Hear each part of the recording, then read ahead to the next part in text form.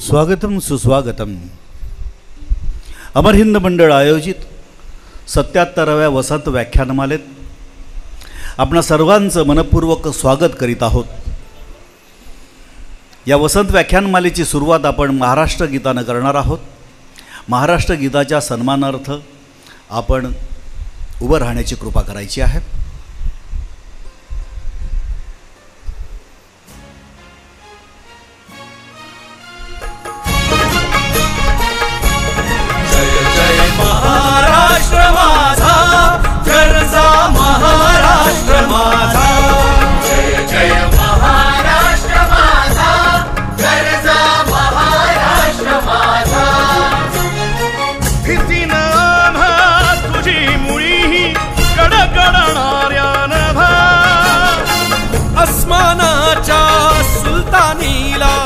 जबाब देती जिभा सह्याद्रीचा सिंह गर्जतो शिवशंभू राजा.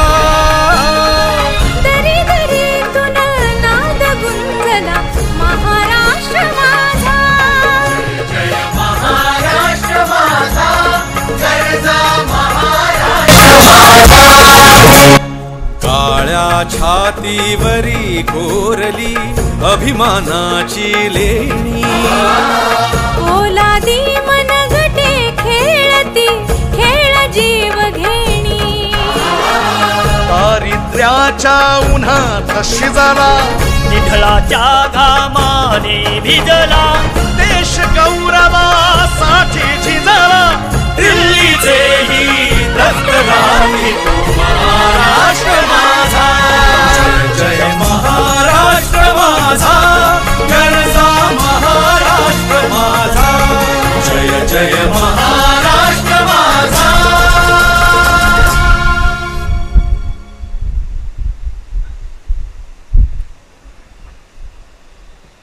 वसंत व्याख्यानमालेचे उद्घाटक आणि आजचे व्याख्याते माननीय श्री विजय केंकरे सर आणि अमर हिंद मंडळाचे अध्यक्ष भास्कर सावंत यांना विनंती आहे की आपण दीपप्रज्वलन करून या कार्यक्रमाची सुरुवात करायची आहे. त्यानंतर श्री छत्रपती शिवाजी महाराजांच्या प्रतिमेला पुष्पहार अर्पण करायचा आहे.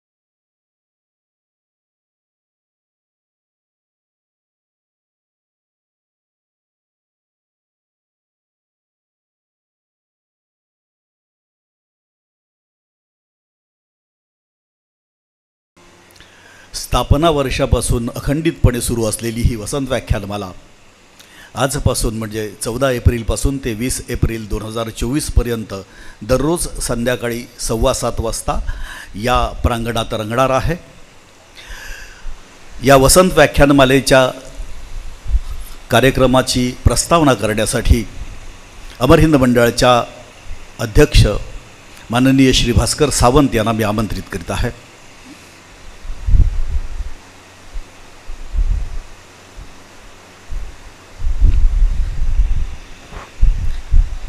सत्याहत्तरव्या वसंत व्याख्यानमालेचे उद्घाटक वक्ते माननीय विजय केंकरे, अमर हिंद मंडळाची सर्व कार्यकारिणी, उपस्थित बंधू भगिनींनो, खरं तर मी तुमच्यासारखा आतुरलेला विजय केंकरे यांना ऐकायला.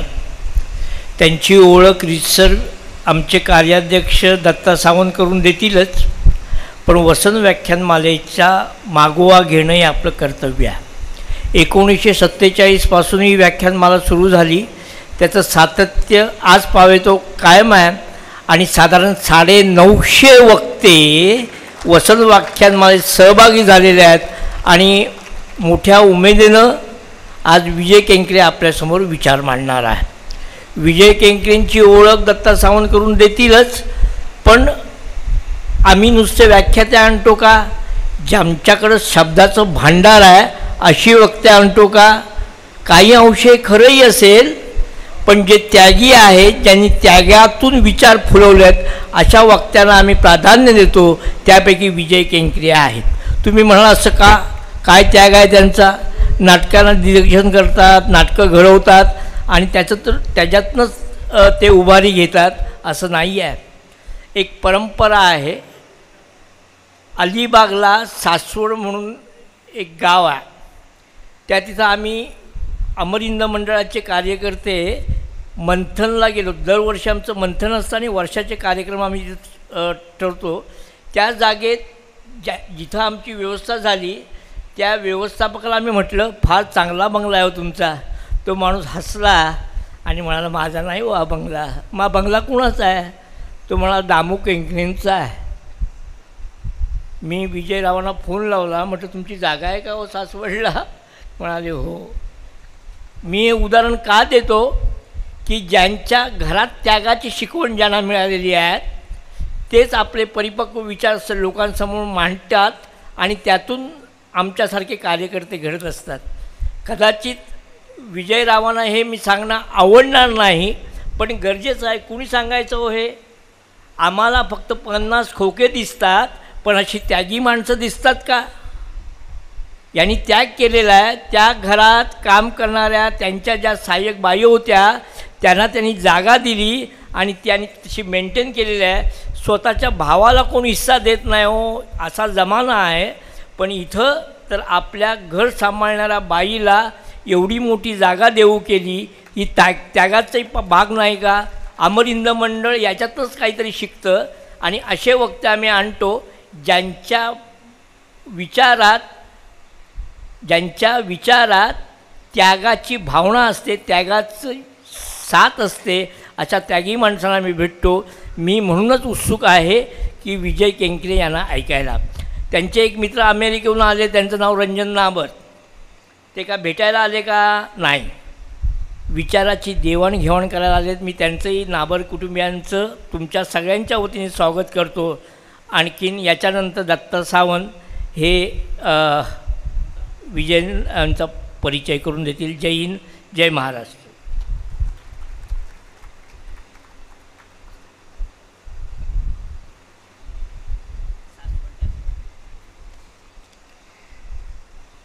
धन्यवाद भास्करराव.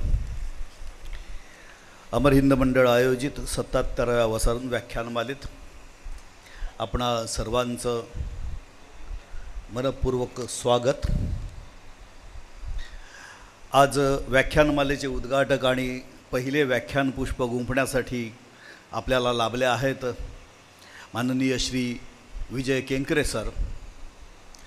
अमर हिंद मंडळाच्या वतीने आणि आपल्या सर्वांच्या तर्फे मी त्यांचं स्वागत करतो, हार्दिक स्वागत करतो.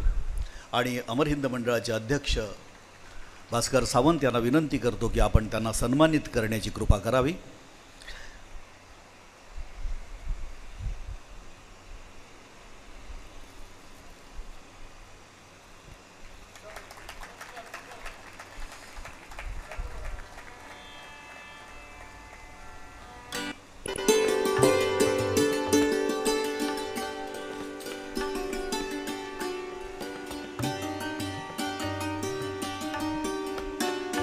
या कार्यक्रमाचं औचित्य साधून मी अमर हिंद मंडळाच्या विश्वस्त मंडळ आणि कार्यकारी समितीची ओळख करून देत आहे. कृपया विश्वस्त आणि कार्यकारी समितीतील सर्व सदस्यांनी आपापल्या जागेवरती उभं राहावं. माननीय श्री अरुण देशपांडे, माननीय श्री दीपक पडते, माननीय श्री सुभाष सराफ उपस्थित नाही आहेत, माननीय श्री भास्कर सावंत अध्यक्ष, श्रीकृष्ण राणे उपाध्यक्ष उपस्थित नाही आहेत, माननीय श्री राजीव जोशी उपाध्यक्ष,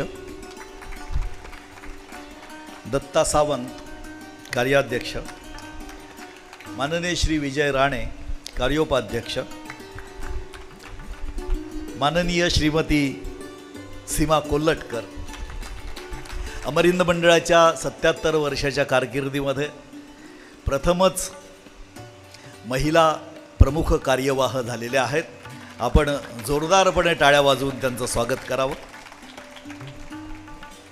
संयुक्त कार्यवाह माननीय श्री रवींद्र ढवळे, संयुक्त कार्यवाह माननीय श्री जतीन टाकळे, कोषाध्यक्ष माननीय श्री प्रफुल्ल पाटील, सदस्य दीपक साडविलकर, रमेश नाटेकर, राजेंद्र कर्णिक, नेहा खरे उपस्थित नाही आहेत, निलेश सावंत, साईनाथ काळसेकर, अमित किंबहुने, उत्कर्षा तळेकर, रोहन चव्हाण. आजच्या वसंत व्याख्यानमालेतील पहिलं व्याख्यान पुष्प गुंफण्यासाठी आपल्याला लाभलेले माननीय श्री विजय केंकरे, बालमोहन विद्यामंदिराचे विद्यार्थी, आर्य पोद्दार महाविद्यालयातून त्यांनी उच्च शिक्षण प्राप्त केलेलं आहे. बालरंगभूमीवर ठोसास ठोसा, दे दणादण, अल्लाद्दीन आणि जादूचा दिवा, आगपेटीतला राक्षस इत्यादी इत्यादी अनेक नाटकांमध्ये त्यांनी भूमिका केल्या. त्यानंतर मराठी व्यावसायिक नाटकं, त्याआधी एकांकिका, प्रायोगिक नाटकं आणि दूरदर्शन मालिका, काही चित्रपटांमध्ये सुद्धा त्यांनी आपल्या अभिनयाचा ठसा उमटवलेला आहे. परंतु त्याही पलीकडे माणूस घर, इजा बिजा तिजा, गोची शाकुंतलम, चुहे, दुकान कुणीही मांडू नये, मेल्या आईचा चहा इत्यादी इत्यादी अशा अनेक एकांकिका, 400 कोटी विसर भोळे, नागमंडल, ढोल ताशे, निशाणी डावा अंगठा, हिरोशिमा अशा अनेक प्रायोगिक नाटकांचे, श्रीमंत, कार्टी, प्रेमात पडली, काय घडलं त्या रात्री, एकदा पहावं करून जावई माझा भला, सुंदर मी होणार, हॅलो इन्स्पेक्टर, बिघडले स्वर्गाचे दार, नांदा सौके भरे, दादाची गर्लफ्रेंड, सारखं छातीत दुखतंय, प्रेमाच्या गावा जावे, पती गेले ग काठेवाडी इत्यादी इत्यादी नाटकांचे दिग्दर्शन त्यांनी केलेलं आहे. वसंत सोमण, सुयोग फाउंडेशन, गोवा सरकार, लक्ष्मीकांत बेर्डे, मैत्रेय फाउंडेशन, माझा यासारखे अनेक पुरस्कार त्यांना मिळालेले आहेत. अशा पुरस्कारांनी त्यांना गौरवण्यात आलेले आहे. ललित कला केंद्र तसंच मुंबई युनिव्हर्सिटीच्या अकॅडमी ऑफ थिएटर आर्टमध्ये गेली अनेक वर्ष ते नाट्य प्रशिक्षण देण्याचं कार्य करीत आहेत. क्रिकेट खेळून मैदान गाजवावं, धावांचं शतक आपल्या नावावर असावं या इराद्याने ते खेळाचा सराव करीत होते, परंतु धावांच्या शतकाऐवजी नाटकांच्या दिग्दर्शनाचं शतक त्यांच्या नावावरती लागलेलं आहे. आणि असा अनोखा विक्रम करणारा हा एकमेव अवलिया आहे. अशा प्रकारचा विक्रम एखाद्या नावावरती असणं ही सोपी गोष्ट नाही आहे. त्यासाठी जिद्द, चिकाटी, मेहनत आणि अभ्यास अशा सर्व गुणांनी माणसाने संपन्न असावं लागतं. ही संपन्नता माननीय विजय सरांनी मिळवलेली आहे. आणि आज ते या 77व्या वसंत व्याख्यानमालेत रंगभूमी जागतिक आणि आपली या विषयावर व्याख्यान देण्यासाठी इथं आलेले आहेत. मी त्यांना विनंती करतो की आपण आपलं व्याख्यान देण्याची कृपा करावी.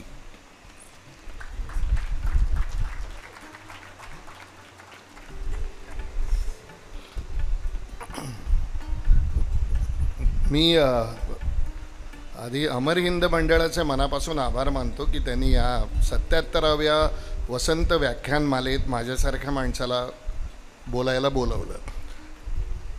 एकतर व्याख्यान वगैरे म्हटलं की धडकी भरते, कारण हे कामच विद्वान लोकांचं आहे. आणि मी एक साधा नाटकवाला आहे, त्यामुळे मी काय करू शकतो तर मी कम्युनिकेट करू शकतो किंवा संप्रेषण करू शकतो. आणि नाटकाचं काम संप्रेषण करणं एवढंच आहे. तर त्यामुळे मी काही असं विद्वत्ता प्रचूर भाषण करीन असं नाही. मी मला आलेल्या अनुभवांची देवाणघेवाण, त्यानंतर एकंदरीत रंगभूमीवर काय काय झालं, काय काय होतं आहे याचा एक आढावा घेण्याचा प्रयत्न मी करणार आहे. कारण मला असं वाटतं की हा जो विषय आहे की पाश्चात्य रंगभूमी आणि आपली रंगभूमी यांचा तौलनिक अभ्यास, मला असं वाटतं की या विषयात अगदी खोलात शिरून लिहायचं असं कुणी ठरवलं किंवा बोलायचं तर किमान एका पुस्तकाचा ऐवज होईल इतकं खरं तर ते सगळं प्रकरण आहे. परंतु मला असं वाटतं की मी त्यातला एक छोटा भाग निवडून तुमच्याशी बोलणार आहे. तो छोटा भाग असा आहे की साधारणपणे 1998 साली सुयोग या सुधीर भटच्या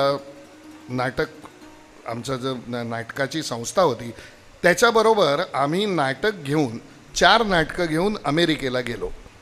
ज्या 4 नाटकांमध्ये सुंदर मी होणार, व्यक्ती आणि वल्ली, कुठे बोलायचं नाही आणि मोरूची मावशी अशी 4 नाटकं साधारणपणे 20 लोकांचा चमू अशा पद्धतीनं घेऊन तिकडे एक मोठी बस बुक करून सुधीर भट हा अवलिया आम्हाला घेऊन अमेरिकेत फिरला. आणि तिकडून खरं तर या खऱ्या अर्थाने या अभ्यासाला थोडासा अभ्यास हा शब्द मी वापरतो सुरुवात झाली. कारण 1998 साली अमेरिकेत गेल्या गेल्या आम्ही न्यूयॉर्कला पहिलं नाटक पाहिलं. ते अमेरिकेच्या ब्रॉडवेवरचं, त्या नाटकाचं नाव फॅन्टम ऑफ द ऑपेरा. तोपर्यंत काय होतं की तुम्ही सगळी एकंदर रंगभूमीचा इतिहास बघितला तर मराठी रंगभूमीचा इतिहास विष्णुदास भावेंपासून सुरू झाला आहे, सांगलीपासून वगैरे हे सगळ्यांना माहिती आहे. किंवा त्याच्या आधी कदाचित तंजावरमध्ये असेल वगैरे वगैरे, या सगळ्या गोष्टी आपल्या सगळ्यांना माहिती आहे. तर त्याच्यातला महत्त्वाचा भाग असा आहे की अगदी म्हणजे अण्णासाहेब किर्लोस्करसुद्धा असं म्हणत होते की माझ्यावरती म्युझिकल किंवा ऑपेराचा परिणाम झाला.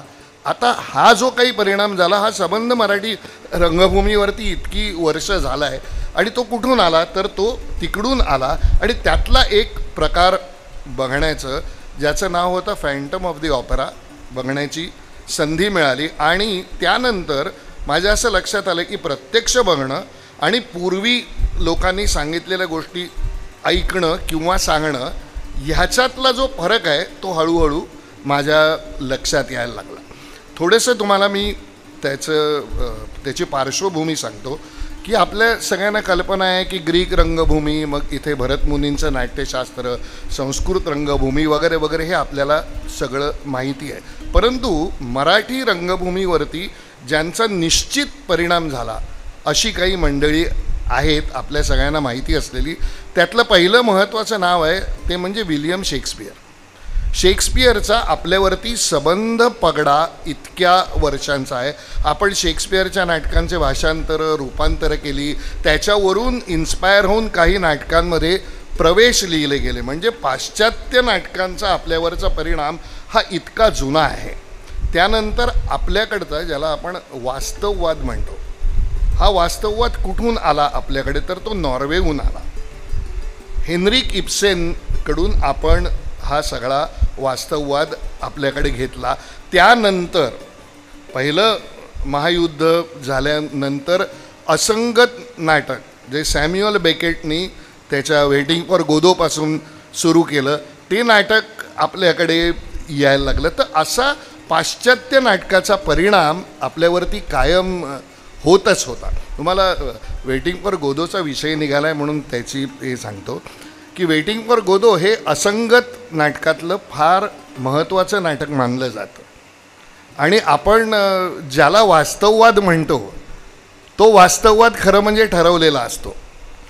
तुम्ही सकाळी उठल्यापासून संध्याकाळपर्यंत कधीही संगतवार बोलत नाही किंवा संगतवार वागत नाही. खरं म्हणजे असंगती हा खरं आपल्या जगण्याचा सगळ्यात महत्त्वाचा भाग आहे, किंबहुना तो आपला स्थायी भाव आहे. आपण असंगतच वागत असतो.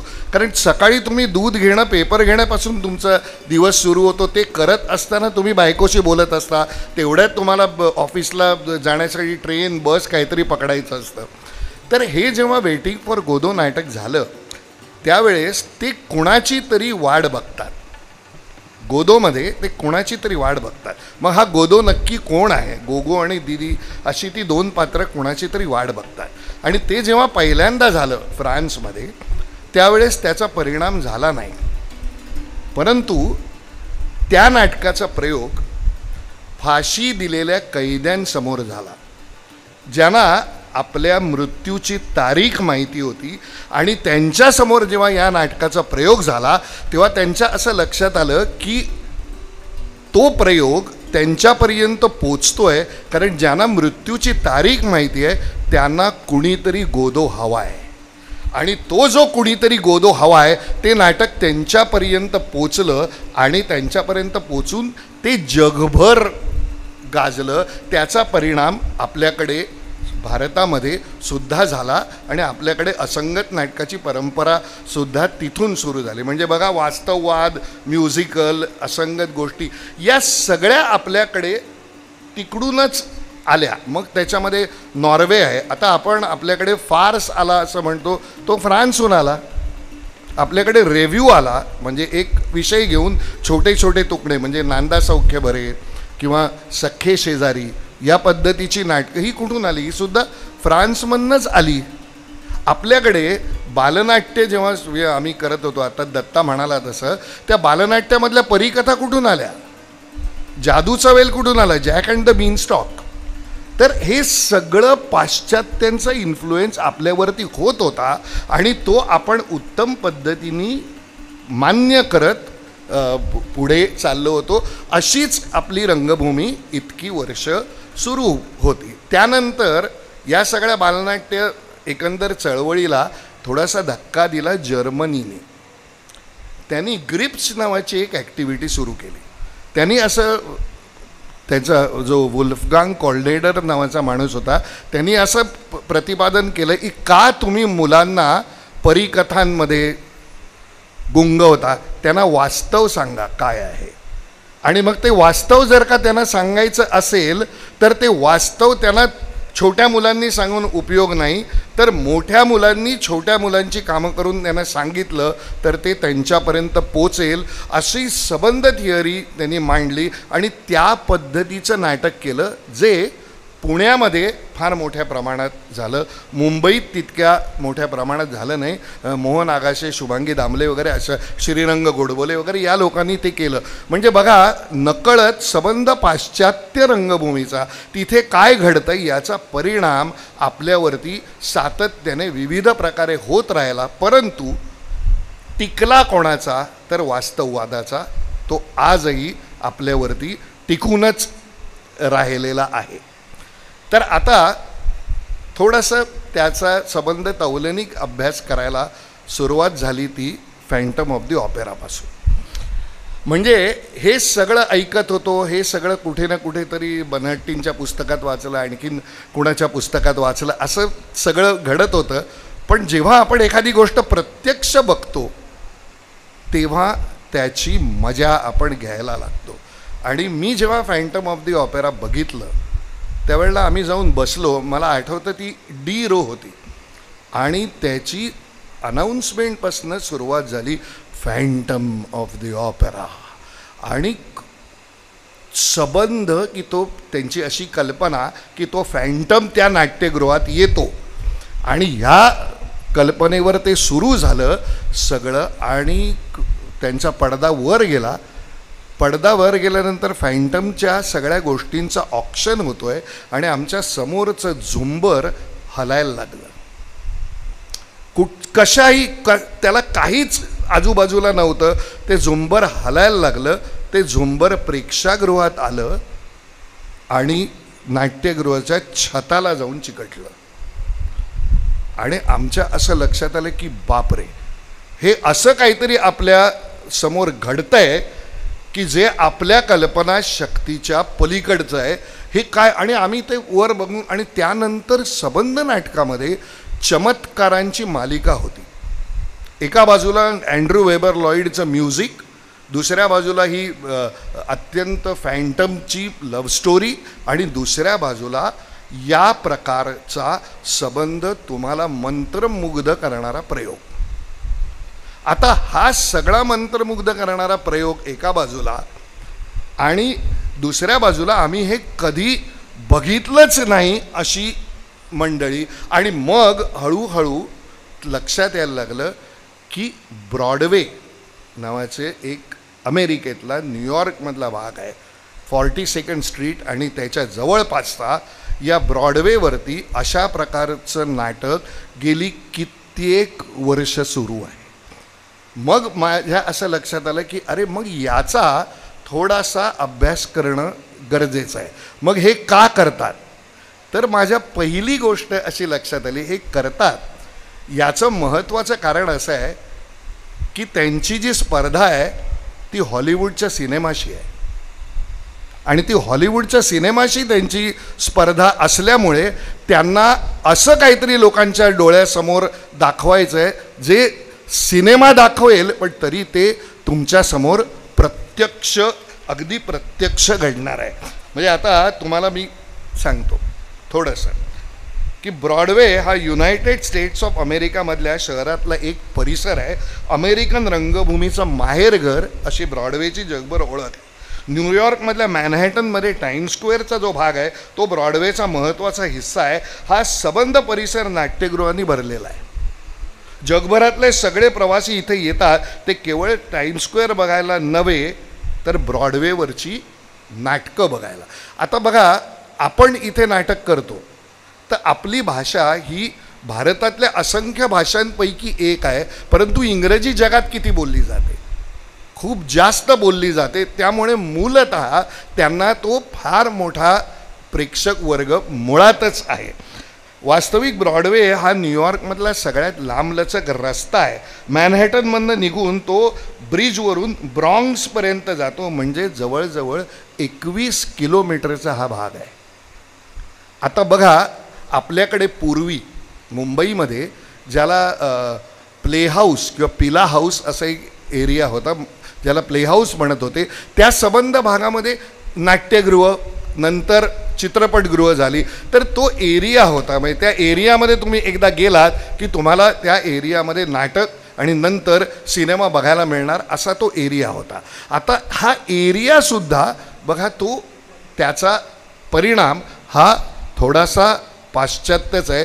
मग तुम्ही इकडचा ब्रॉडवे आणि तुम्ही जर का लंडनला गेलात, त्याच्यावर मी बोलेन, तो वेस्ट एंड किंवा पिकॅडली सर्कसचा जो एरिया आहे तो. त्यामुळे या एरियामध्ये गेलं की तुम्हाला विविध प्रकारचं नाटक किंवा हे बघायला मिळणार. हे तिकडेही होतं, हे आपल्याकडेही तसंच आहे त्या एरियामध्ये. फक्त आता ते सगळं हळूहळू हळूहळू लांब लांब जायला लागलं. त्याची कारणं आपल्याकडची सामाजिक आहेत, परंतु इतिहास म्हणून बघितलं तर हा परिणाम त्या सगळ्याचा आपल्यावरती होत होता. म्हणजे आता 21 किलोमीटर आणि 3 किलोमीटर ब्रॉन्क्समध्ये जेव्हा आपण ग्रेट व्हाईटबद्दल बोलतो तेव्हा आपण न्यूयॉर्कमधल्या 41 ते 53व्या रस्त्याच्या मध्ये 6वा ते 8वा ॲव्हेन्यूमध्ये असलेल्या 36 नाट्यगृहांबद्दल बोलतो. म्हणजे एका विशिष्ट एरियामध्ये तुम्ही चालत जाऊ शकाल अशा परिसरात 36 नाट्यगृह आहेत. म्हणजे तुम्ही एकदा तिथे गेलात की तुम्हाला ते कंपल्सरी नाटक बघायला लावतात आणि ते कंपल्सरी नाटक बघून तुम्ही परत येता. आता 1866 साली सुरू झालं निब्लो गार्डन. 1866मध्ये या 3200 स्ट्रीट्स असलेल्या नाट्यगृहाचे मॅनेजर विलियम व्हिटले यांना ब्रॉडवे रंगभूमीचा जनक मानतात. कळलं? हा एका माणसाच्या डोक्यातून ती सगळी कल्पना आली आणि हे घडलं. आता ब्रॉडवेवरती काय काय होतं हे मी तुम्हाला सांगतो. तुम्ही जेव्हा ब्रॉडवेच्या एरियामध्ये गेलात की मी तुम्हाला फॅन्टम ऑफ द ऑपेराचं उदाहरण दिलं, तर ब्रॉडवेवरती फक्त म्युझिकल्स होतात असं नाही, तर तिकडे इतर असंख्य नाटकंसुद्धा होतात. कारण तिकडे 3 भाग आहे. एक ब्रॉडवे, दुसरा ऑफ ब्रॉडवे आणि तिसरा ऑफ ब्रॉडवे. मला अत्यंत आनंदाने सांगायची गोष्ट अशी वाटते की 2005 साली मी जेव्हा अमेरिकेत गेलो त्यावेळेस ऑफ ब्रॉडवेवरती एक नाट्य महोत्सव सुरू होता आणि त्या नाट्य महोत्सवात मी आणि माझ्याबरोबर आमचे मित्र अशोक कामेरकर नाटक बघायला गेलो. नाटक होतं सखाराम बाइंडर आणि तो जो उत्सव होता तो विजय तेंडुलकरांच्या नाटकाचा तो महोत्सव होता. आणि त्यावेळेस मला अजूनही आठवतं की तेंडुलकरांचं बाइंडर इंग्रजीत केलं, ते साऊथ ईस्ट एशियन्सनी तिकडे केलं. आम्ही त्याचा प्रयोग पाहिला आणि त्याचा प्रयोग पाहिल्यानंतर तिथल्या न्यूयॉर्क टाइम्समध्ये जे त्याच्याबद्दल लिहून आलं होतं ते लिहून आल्यानंतर म्हणजे कसा आपला त्यांचा संबंध जोडला जातो त्याच्यामध्ये त्यांनी असं म्हटलं होतं की विजय तेंडुलकरांचं सखाराम बाइंडर याची तुलना आर्थर मिलर या जगप्रसिद्ध नाटककाराच्या कुठल्याही नाटकाची होऊ शकते.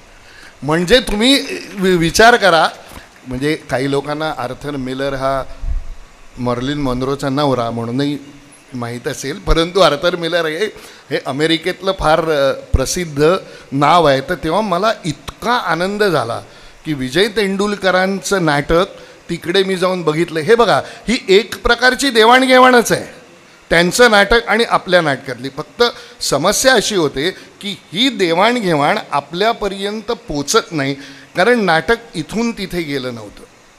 जेव्हा आमची नाटकं इथून तिथे गेली तेव्हा बोंबाबोंब होत होती, किंवा घाशीराम कोतवाल इथून तिथे गेलं तेव्हा बोंबाबोंब लोकांनी ते ॲक्सेप्ट केलं, किंवा तिथे शाकुंतल झालं इथून ते त्याची बोंबाबोंब झाली, कारण इथून तिथे ती नाटकं गेली. जे पहिलं नाटक इथून तिथे गेलं ते अजब न्याय वर्तुळाचा, मुंबई मराठी साहित्य संघाचं.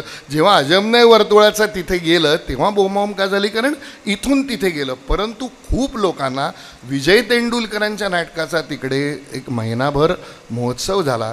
काही तेंडुलकरांच्या नाटकाचे प्रयोग झाले.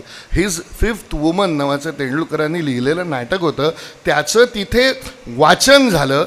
आणि माझ्या मते या एक प्रकारची देवाणघेवाण आहे. याच देवाणघेवाणीचा आणि एक भाग म्हणजे मी बोलताना थोडंसं मध्ये मध्ये स्कॅटर्ड बोलून तुम्हाला ॲनेक्डोट सांगेन. लंडनला फॉइल्स नावाचं एक बुक स्टोअर आहे, सेंट्रल लंडनला 4 मजल्याचं बुक स्टोअर आहे आणि 5व्या मजल्यावर कॅफे आहे.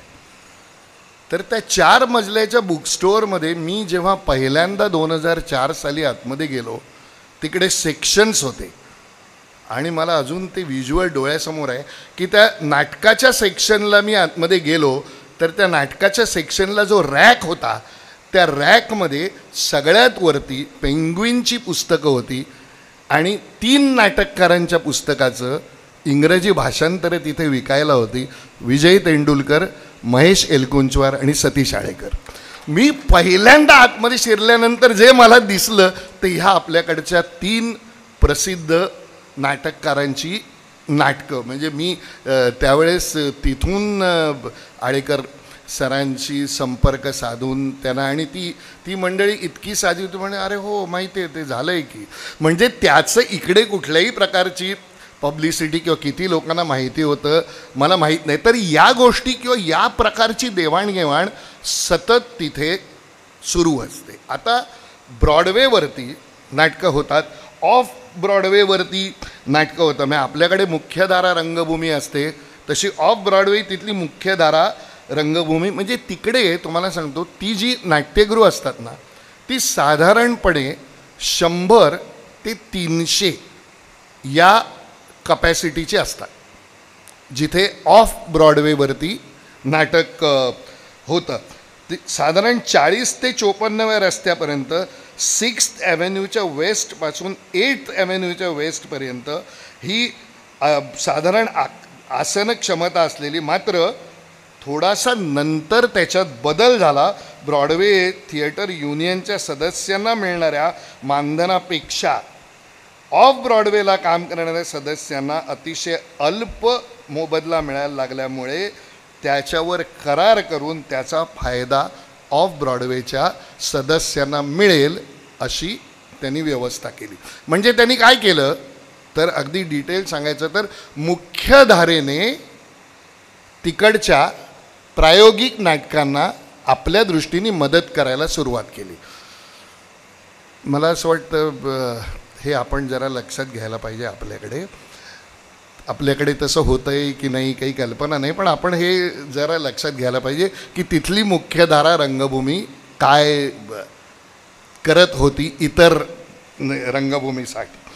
आता त्याच्यानंतर ऑफ ब्रॉडवे म्हणजे 100पेक्षा कमी आसन क्षमता असलेली, अगदी ज्याला आपण इंटिमेट म्हणतो अशा प्रकारची नाट्यगृह तिथे असतात. आणि त्या नाट्यगृहामध्ये वेगवेगळी नाटकं होतात. 1958 साली ऑफ ब्रॉडवेची सुरुवात झाली. आणि या ऑफ ब्रॉडवेमध्ये अँटी एस्टॅब्लिशमेंट नाटकं खूप होतात मोठ्या प्रमाणात. आणि ती अँटी एस्टॅब्लिशमेंट नाटकं बघायलासुद्धा बऱ्यापैकी गर्दी होते. कर्क ब्रॉमेली या नाटककारानं ऑफ ब्रॉडवेऐवजी त्याला इंडिपेंडंट थिएटर म्हणायला सुरुवात केली. याचं कारण असं की त्याला कुठल्याच प्रकारचं म्हणजे सहाय्य इतर गोष्टींकडनं मिळत नव्हतं आणि ते इंडिपेंडंट थिएटर म्हणून त्यांना मिळत होतं. हा एक जनरल अमेरिकेच्या जी पाश्चात्य रंगभूमी मी पाहिली. आता इतर गोष्टींचा मी अभ्यास केला होता वाचून, कारण कुठल्या तरी पुस्तकांमधनं, पण हे प्रत्यक्ष पाहिलं. त्यानंतर माझ्या मनामध्ये एक उत्सुकता निर्माण झाली की वेस्ट एंड म्हणजे लंडनला काय असेल. आता अमेरिकेमध्ये ही परिस्थिती आहे तर मग लंडनला जाऊन काय होईल. आता अमेरिकेबद्दल बोलायचं तर त्याच्या पुढच्या वर्षी आम्ही जेव्हा गेलो तेव्हा मी 42nd स्ट्रीट नावाचं नाटक पाहिलं. आता 42nd स्ट्रीटमध्ये एक मुलगी दुसरी नाटकाची हिरोईन येत नाही म्हणून तिला नाचायला उभं करतात आणि ती हिरोईन होती. तिची सक्सेस स्टोरी होती. आता त्याच्यामध्ये मला फार मजा वाटली की असा एक सीन होता की स्टेजवरती बायका असं पायाला पाय लावून गोल करून नाचतात. आता आपण ज्या ठिकाणी बसलो आहे त्या ठिकाणी ते दिसणं शक्य नव्हतं. आम्ही विचार करतो असं डोकं बिकं करून वर करून काय हे कसं बघणार. बाल्कनीत ते दिसत होतं. थोड्या वेळाने सबंध थिएटर कव्हर होईल असा आरसा आला वरून. तो आरसा तिरका झाला आणि त्या आरशात आम्ही अर्थात मिरर पण तो नाच बघायला लागलो. म्हणजे बघा थोडक्यात काय तर अजूनही म्हणजे फॅन्टम ऑफ द ऑपेरा नंतर सुद्धा ह्याच्यात काय होतं चमत्कृती. आणि ती चमत्कृती तुम्हाला अरे बापरे हे असं आहे म्हणजे ते काय करत होते त्या चमत्कृतीनी तुम्हाला पकडून ठेवत होते. म्हणजे मी 2 रंगभूमीच्या फरकाकडे किंवा तौलनिक अभ्यासाकडे हळूहळू येतो आहे. ते झाल्यानंतर मी बघितलं एक नाटक मिस सायगाव. आता मिस सायगाव या नाटकामध्ये पार्श्वभूमी होती व्हिएतनाम वॉरची, आणि त्या व्हिएतनाम वॉरमध्ये हिरोईनला हिरो घेऊन जातो. म्हटलं हा काय करणार, तर थिएटरच्या साईजचं चॉपर आलं वरून आणि हिरो हिरोईनला हाताला धरून उचलून घेऊन गेला. ते चॉपर कुठे गेलं, ते कुठे पार्क झालं, काय झालं काहीही कळलं नाही. त्याचा सणसणीत इम्पॅक्ट मात्र आला. आणि माझ्या हळूहळू लक्षात असं यायला लागलं की हे नाटक करत असताना ते काय करतात, जे मी आधी म्हणालो तसं, जी गोष्ट सिनेमा कॅमेरा आपल्याला दाखवतो ती गोष्ट ते प्रत्यक्ष चमत्कारातून आपल्याला दाखवत होते. मग हे दाखवणं कसं शक्य होतं, तर त्या प्रकारची नाट्यगृह असल्याशिवाय तुम्हाला हे करताच येत नाही. म्हणजे मुळात ब्रॉडवे हा इतका रस्ता आहे, हा आहे, तिकडे 56 नाट्यगृह वगैरे हे सगळं जरी असलं तरी ती विशिष्ट पद्धतीने बांधली गेलेली नाट्यगृह आहेत. म्हणजे बघा, म्हणजे काय विचार करून ती बांधली. मग मी विचार केला हे कसं शक्य आहे, तर ते शक्य अशासाठी झालं की एक नाटक तिथे एका नाट्यगृहात असंख्य वर्ष चालतं. तिकडे फॅन्टम ऑफ द ऑपेरा हे सगळ्यात जास्ती म्हणजे जवळपास 40 वर्ष चाललेलं म्युझिकल होतं. ते आत्ता बंद झालं. 40 वर्ष मॅजेस्टिक नावाच्या एकाच नाट्यगृहात ते होत होतं. आपल्यासारखं दुपार शिवाजी मंदिर रात्र गडकरी असं त्यांना करावं लागत नव्हतं. त्यामुळे माझ्या असं लक्षात आलं की आपल्याकडे टुरिंग थिएटर आहे, म्हणजे दुपारी नाटक निघतं, आपलं संपतं, बस लोड होते, धावत लोक कुठे जातात, गडकरी रंगायतनला जातात. ती बस काय आहे तर 10 फुटापेक्षा जास्त त्या बसवरती काही आपल्याला ठेवता येत नाही. आणि त्या परिस्थितीमध्ये तिकडे पोचायचं, मुंबईतला ट्रॅफिक सगळं करून मग आमच्या आत्ता इथे लाईट डिझायनर आहेत शीतल तळपदे, शीतलची माणसं तिकडे धावतात, ते तिकडे उपलब्ध असलेल्या लाईटमध्ये ते सगळं करतात. म्हणजे मला आपल्या लोकांचं इनफॅक्ट ते बघून जास्त कौतुक वाटायला लागलं. कौतुक अशासाठी की आपल्याकडे कमी गोष्टी उपलब्ध आहेत. हे इतके सगळे प्रॉब्लेम्स असताना आपण जाऊन तिथे नाटक करतो आणि ते करत असताना एक विशिष्ट इम्पॅक्ट जो आपल्याला देणं गरजेचं आहे तो आपण देतो. पण मग या सगळ्या नाटकांकडून तरीही आपण काय शिकलं पाहिजे किंवा काय तौलनिक हे. त्यानंतर माझ्या असं लक्षात आलं की तिकडे एक एरिया आहे ज्याला TKTS असं म्हणतात. त्या TKTSमध्ये तुम्ही गेलात की तुमच्या असं लक्षात येतं की तिकडे तरुण मुलं असतात जी तुम्हाला कुठेतरी त्यांनी शिक्षण घेतलेलं असतं एखाद्या इन्स्टिट्यूटमध्ये, ते तुमच्याशी बोलतात कुठलं नाटक तुम्ही बघा किंवा बघू नये. ही सिस्टम अत्यंत इंटरेस्टिंग आहे की एका ठिकाणी तुम्ही गेलात की तुम्हाला ब्रॉडवे, ऑफ ब्रॉडवे इथं काय चालू आहे याची माहिती मिळते, ब्रोशर्स मिळतात आणि ती मुलं तुम्हाला गाईड करतात की कुठे काय चांगलं आहे. आणि ती मुलं थिएटरमध्ये शिक्षित असतात आणि त्यांना तो 2-1 वर्षाचा दिला गेलेला रोजगार असतो. तिथे माझ्या असं लक्षात आलं की आपण त्याच्यातला चमत्कार तर बघितला आणि त्या चमत्काराच्या जागेत मला खरंच आपल्या लोकांचं कौतुक वाटलं की हे आपण कसं करतो. नंतर माझ्या असं लक्षात आलं त्यांच्याकडून शिकण्यासारखी गोष्ट काय आहे तर अर्थकारण, नाटकाचा व्यवसाय कसा करावा हे हळूहळू त्यांच्याकडून शिकण्यासारखं आहे. तिकडे ते ब्रोशर्स काढतात, प्रत्येक नाटकाची माहिती देतात तुम्हाला. आणि मी तुमच्यातल्या काही लोकांनी ते हे पाहिलंही असेल ते नाटक. समजा आज आपल्याकडे अशी परिस्थिती आली की नाटकाच्या आजच्या प्रयोगात संजय नार्वेकर नाही, त्याच्याऐवजी अमुक माणूस काम करतो आहे. हे जर का 4च्या प्रयोगाला तुम्हाला 3:30ला कळलं तर तुमची काय प्रतिक्रिया होईल? बोंबाबोंब होईल, लोक तिकीट परत देतील अर्ध्याहून अधिक आणि निघून जातील. तिकडे असं जेव्हा घडतं तेव्हा एक नोट असते तिकिटाबरोबर, आज संजय नार्वेकरचं काम भूषण कडू करेल, संपलं. आणि त्यांचं जे ब्रोशर असतं त्या ब्रोशरमध्ये अंडर स्टडीजची लिस्ट असते. त्या अंडर स्टडीजच्या लिस्टमध्ये त्याचं नाव असतं. म्हणजे आता आपण IPLला इम्पॅक्ट प्लेयर म्हणतोय ना, तसं तो इम्पॅक्ट प्लेअरसारखा तो अचानक त्यावेळेस येऊन नाटकात काम करतो आणि कुणीही तक्रार करत नाही. ते काय म्हणतात, संजय नार्वेकर बघायचं असेल तर मी परत एकदा नाटक बघायला येईल. मग ही गोष्ट माझ्या लक्षात आली की हे करताय. आता आपल्याकडे हे घडत नाही.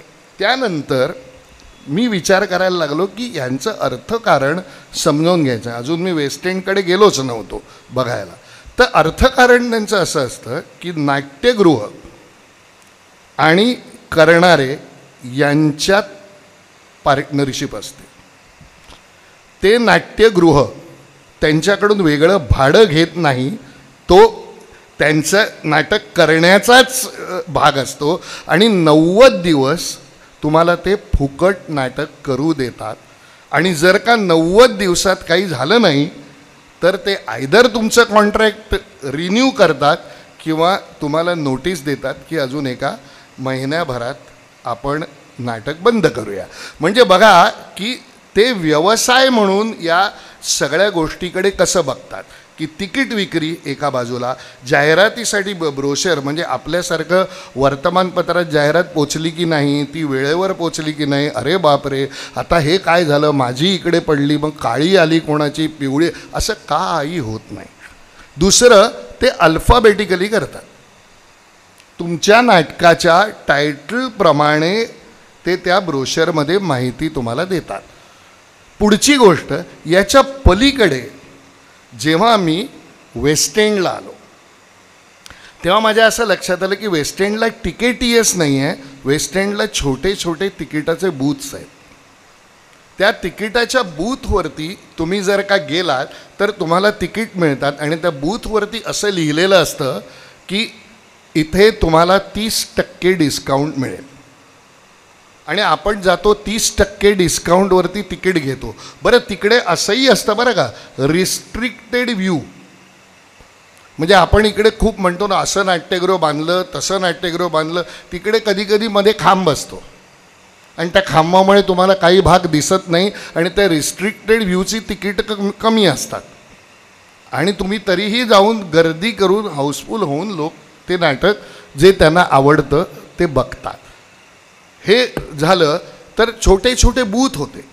त्यानंतर मी असा थोडा पुढे त्या पिकॅडलीवरती चालत गेलो तर एका थिएटरच्या बाहेर, प्रिन्स ऑफ वेल्स नावाच्या थिएटरच्या बाहेर बोंब चालू होती. समजा एक नाव आहे दत्ता सावंत, टाळ्या. मला कळे ना, नाटकाचा प्रयोग होता बरं का तिकडे. तर तिथे बुक ऑफ मॉर्मन नावाचं नाटक चालू होतं. त्या बुक ऑफ मॉर्मनचं तिकीट एरवी 100 पाऊंड 150 पाऊंडाच्या वर होतं. ते तिकडे 21 तिकिटांची लॉटरी काढतात आणि ती लॉटरी तुम्हाला 20 पाऊंडात तिकीट देते. आणि ती लॉटरी म्हणजे काय, तर तुमच्या समोर ते टाकतात, तुम्ही दिले पैसे आणि तुमच्या समोर काढतात आणि ते ज्याला मिळतं त्याच्या नावाचा जल्लोष. म्हणजे तुम्ही बघा की, आणि विशेषतः ते करत असताना 30च्या आतल्या लोकांसाठी हे करतात. म्हणजे ते काय करतात की पुढचा 50चा 60चा नाही तर 30चाही प्रेक्षक वर्ग आपल्या नाटकाला यावा याची व्यवस्था ते तिकडे करतात. बऱ्याचदा तुम्ही कॉलेजचं ते काय त्यांचं आयडेंटिटी कार्ड वगैरे ते दाखवतं. त्यानंतर मी बुक ऑफ मॉर्मन बघायला गेलो तर पहिल्या रांगेची तिकीट $1600 होती अमेरिकेत. अमेरिकेत सुद्धा ही लॉटरी सिस्टम होते. म्हटलं $1600, तर त्या 2 प्रयोगाला ते कुणाला तरी डोनेशन म्हणून ती तिकीटं $1600 करून एकदा नाटक हिट झाल्यावर त्यातलं जे काही ब्रेक इव्हन होईल वरचे पैसे चॅरिटीला देतात. म्हणजे तुम्ही बघा की नाटक एकच आहे परंतु त्याचा ते किती पद्धतीने वेगवेगळ्या पद्धतीने वापर करतात. म्हणजे हे मी तुम्हाला म्हणून म्हटलं की त्याचे मी जर का बोलायला लागलो तर त्याचे 2 भाग होतील. एक तुम्हाला भयंकर अकॅडमिक सांगत बसायला लागेल, पण त्याच्यापेक्षा हे ज्याच्याशी आपण डायरेक्टली रिलेट करू शकतो म्हणून म्हटलं की मी त्यावर जास्त बोलतो आणि यावर मी पुस्तकही लिहिलेलं आहे. तर हे झालं.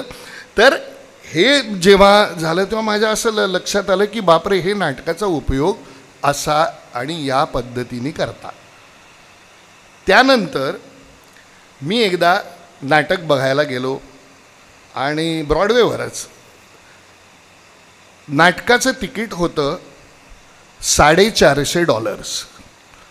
आता त्यावेळेस डॉलर होता $60. तरीसुद्धा मी गेलो. म्हटलं बघावं की न बघावं, to be or not to be अशी अवस्था होऊन, कारण माझा त्यानंतर पुढे अमेरिकेत दौरा नव्हता. मी तिकीट काढलं आणि मी नाटकाला गेलो. नाटकाचं नाव होतं मर्चंट ऑफ व्हेनिस आणि त्याच्यात शायलॉकचं काम अल पचिनो करत होता. आता अल पचिनो तुमच्यापैकी बहुतेक लोकांना किती मोठा अभिनेता याची कल्पना आहे.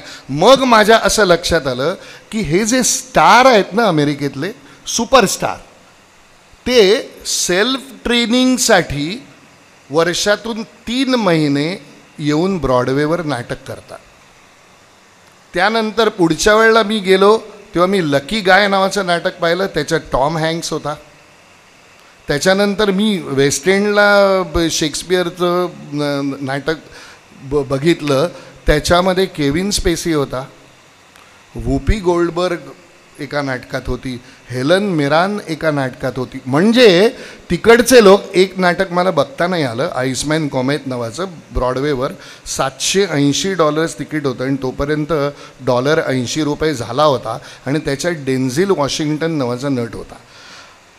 आणि हे सगळे हाऊसफुल होते बरं का नाटकं, एक तिकीट वगैरे शिल्लक होतं. तर माझ्या असं लक्षात आलं की ऊर्जा मिळण्यासाठी जसं एका बाजूला अर्थकारण, तसं दुसऱ्या बाजूला ऊर्जा मिळण्यासाठी तिकडचे मोठे नट स्वतःच्या ट्रेनिंगसाठी येऊन इथे नाटकात काम करतात. ही किती महत्त्वाची गोष्ट आहे बघा की नाटकाने लाईव्ह इंटरॅक्शन असते. तिकडे मी नट म्हणून सुद्धा स्वतःला खूप म्हणजे शिक्षण घेऊ शकतो. हा या सगळ्याचा मूळ हेतू. त्यानंतर मी जेव्हा वेस्ट एंडला गेलो तर वेस्ट एंडला गेल्यानंतर माझ्या मुख्य फरक लक्षात आला की ब्रॉडवेवरती तंत्र आहे आणि वेस्ट एंडवरती आशय आहे. हा या 2 ह्याच्यातला सगळ्यात महत्त्वाचा फरक. आणि म्हणून युरोपियन नाटक आपल्याला जास्ती जवळचं आहे, कारण आपण तंत्राच्या आधी आशयाला महत्त्व देणारी नाटकं करतो किंवा करत आलो. जर एक तुम्ही फरक लक्षात घ्यायचा असा ठरवला तर ती नाटकं या प्रकारची आहे. मग मी विचार करायला लागलो की काय झालं, अमेरिकेमध्ये किती नाटककार आहे. तर अमेरिकेमध्ये नाटककार हाताच्या बोटावर मोजणे इतके आहेत. म्हणजे तुम्ही Eugene O'Neill, Arthur Miller, Tennessee Williams, David Mamet, Neil Simon अशीच नावं घेऊ शकता.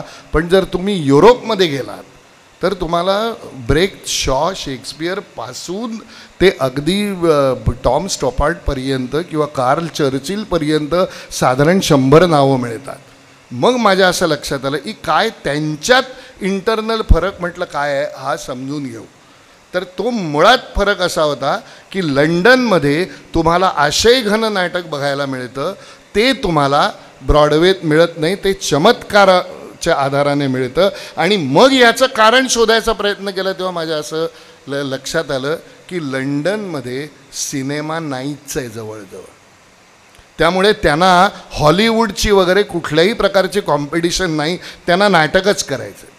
मग मी त्याचा शोध घ्यायला लागलो की तुम्ही लंडनला ट्यूबमध्ये जरी गेलात तरी तुम्हाला बाजूला, दोन्ही बाजूला नाटकाच्या जाहिरातीचे बोर्ड 90% दिसतात. तुम्ही कुठेही गेलात तरी तुमच्या डोक्यात नाटक हॅमर होत राहतं. मग काय होतं, मग मी विचार करायला लागलो की असे काही प्रकार आपल्याकडे का करता येणार नाही. म्हणजे हळूहळू मी या अँगलनी बघायला लागलो.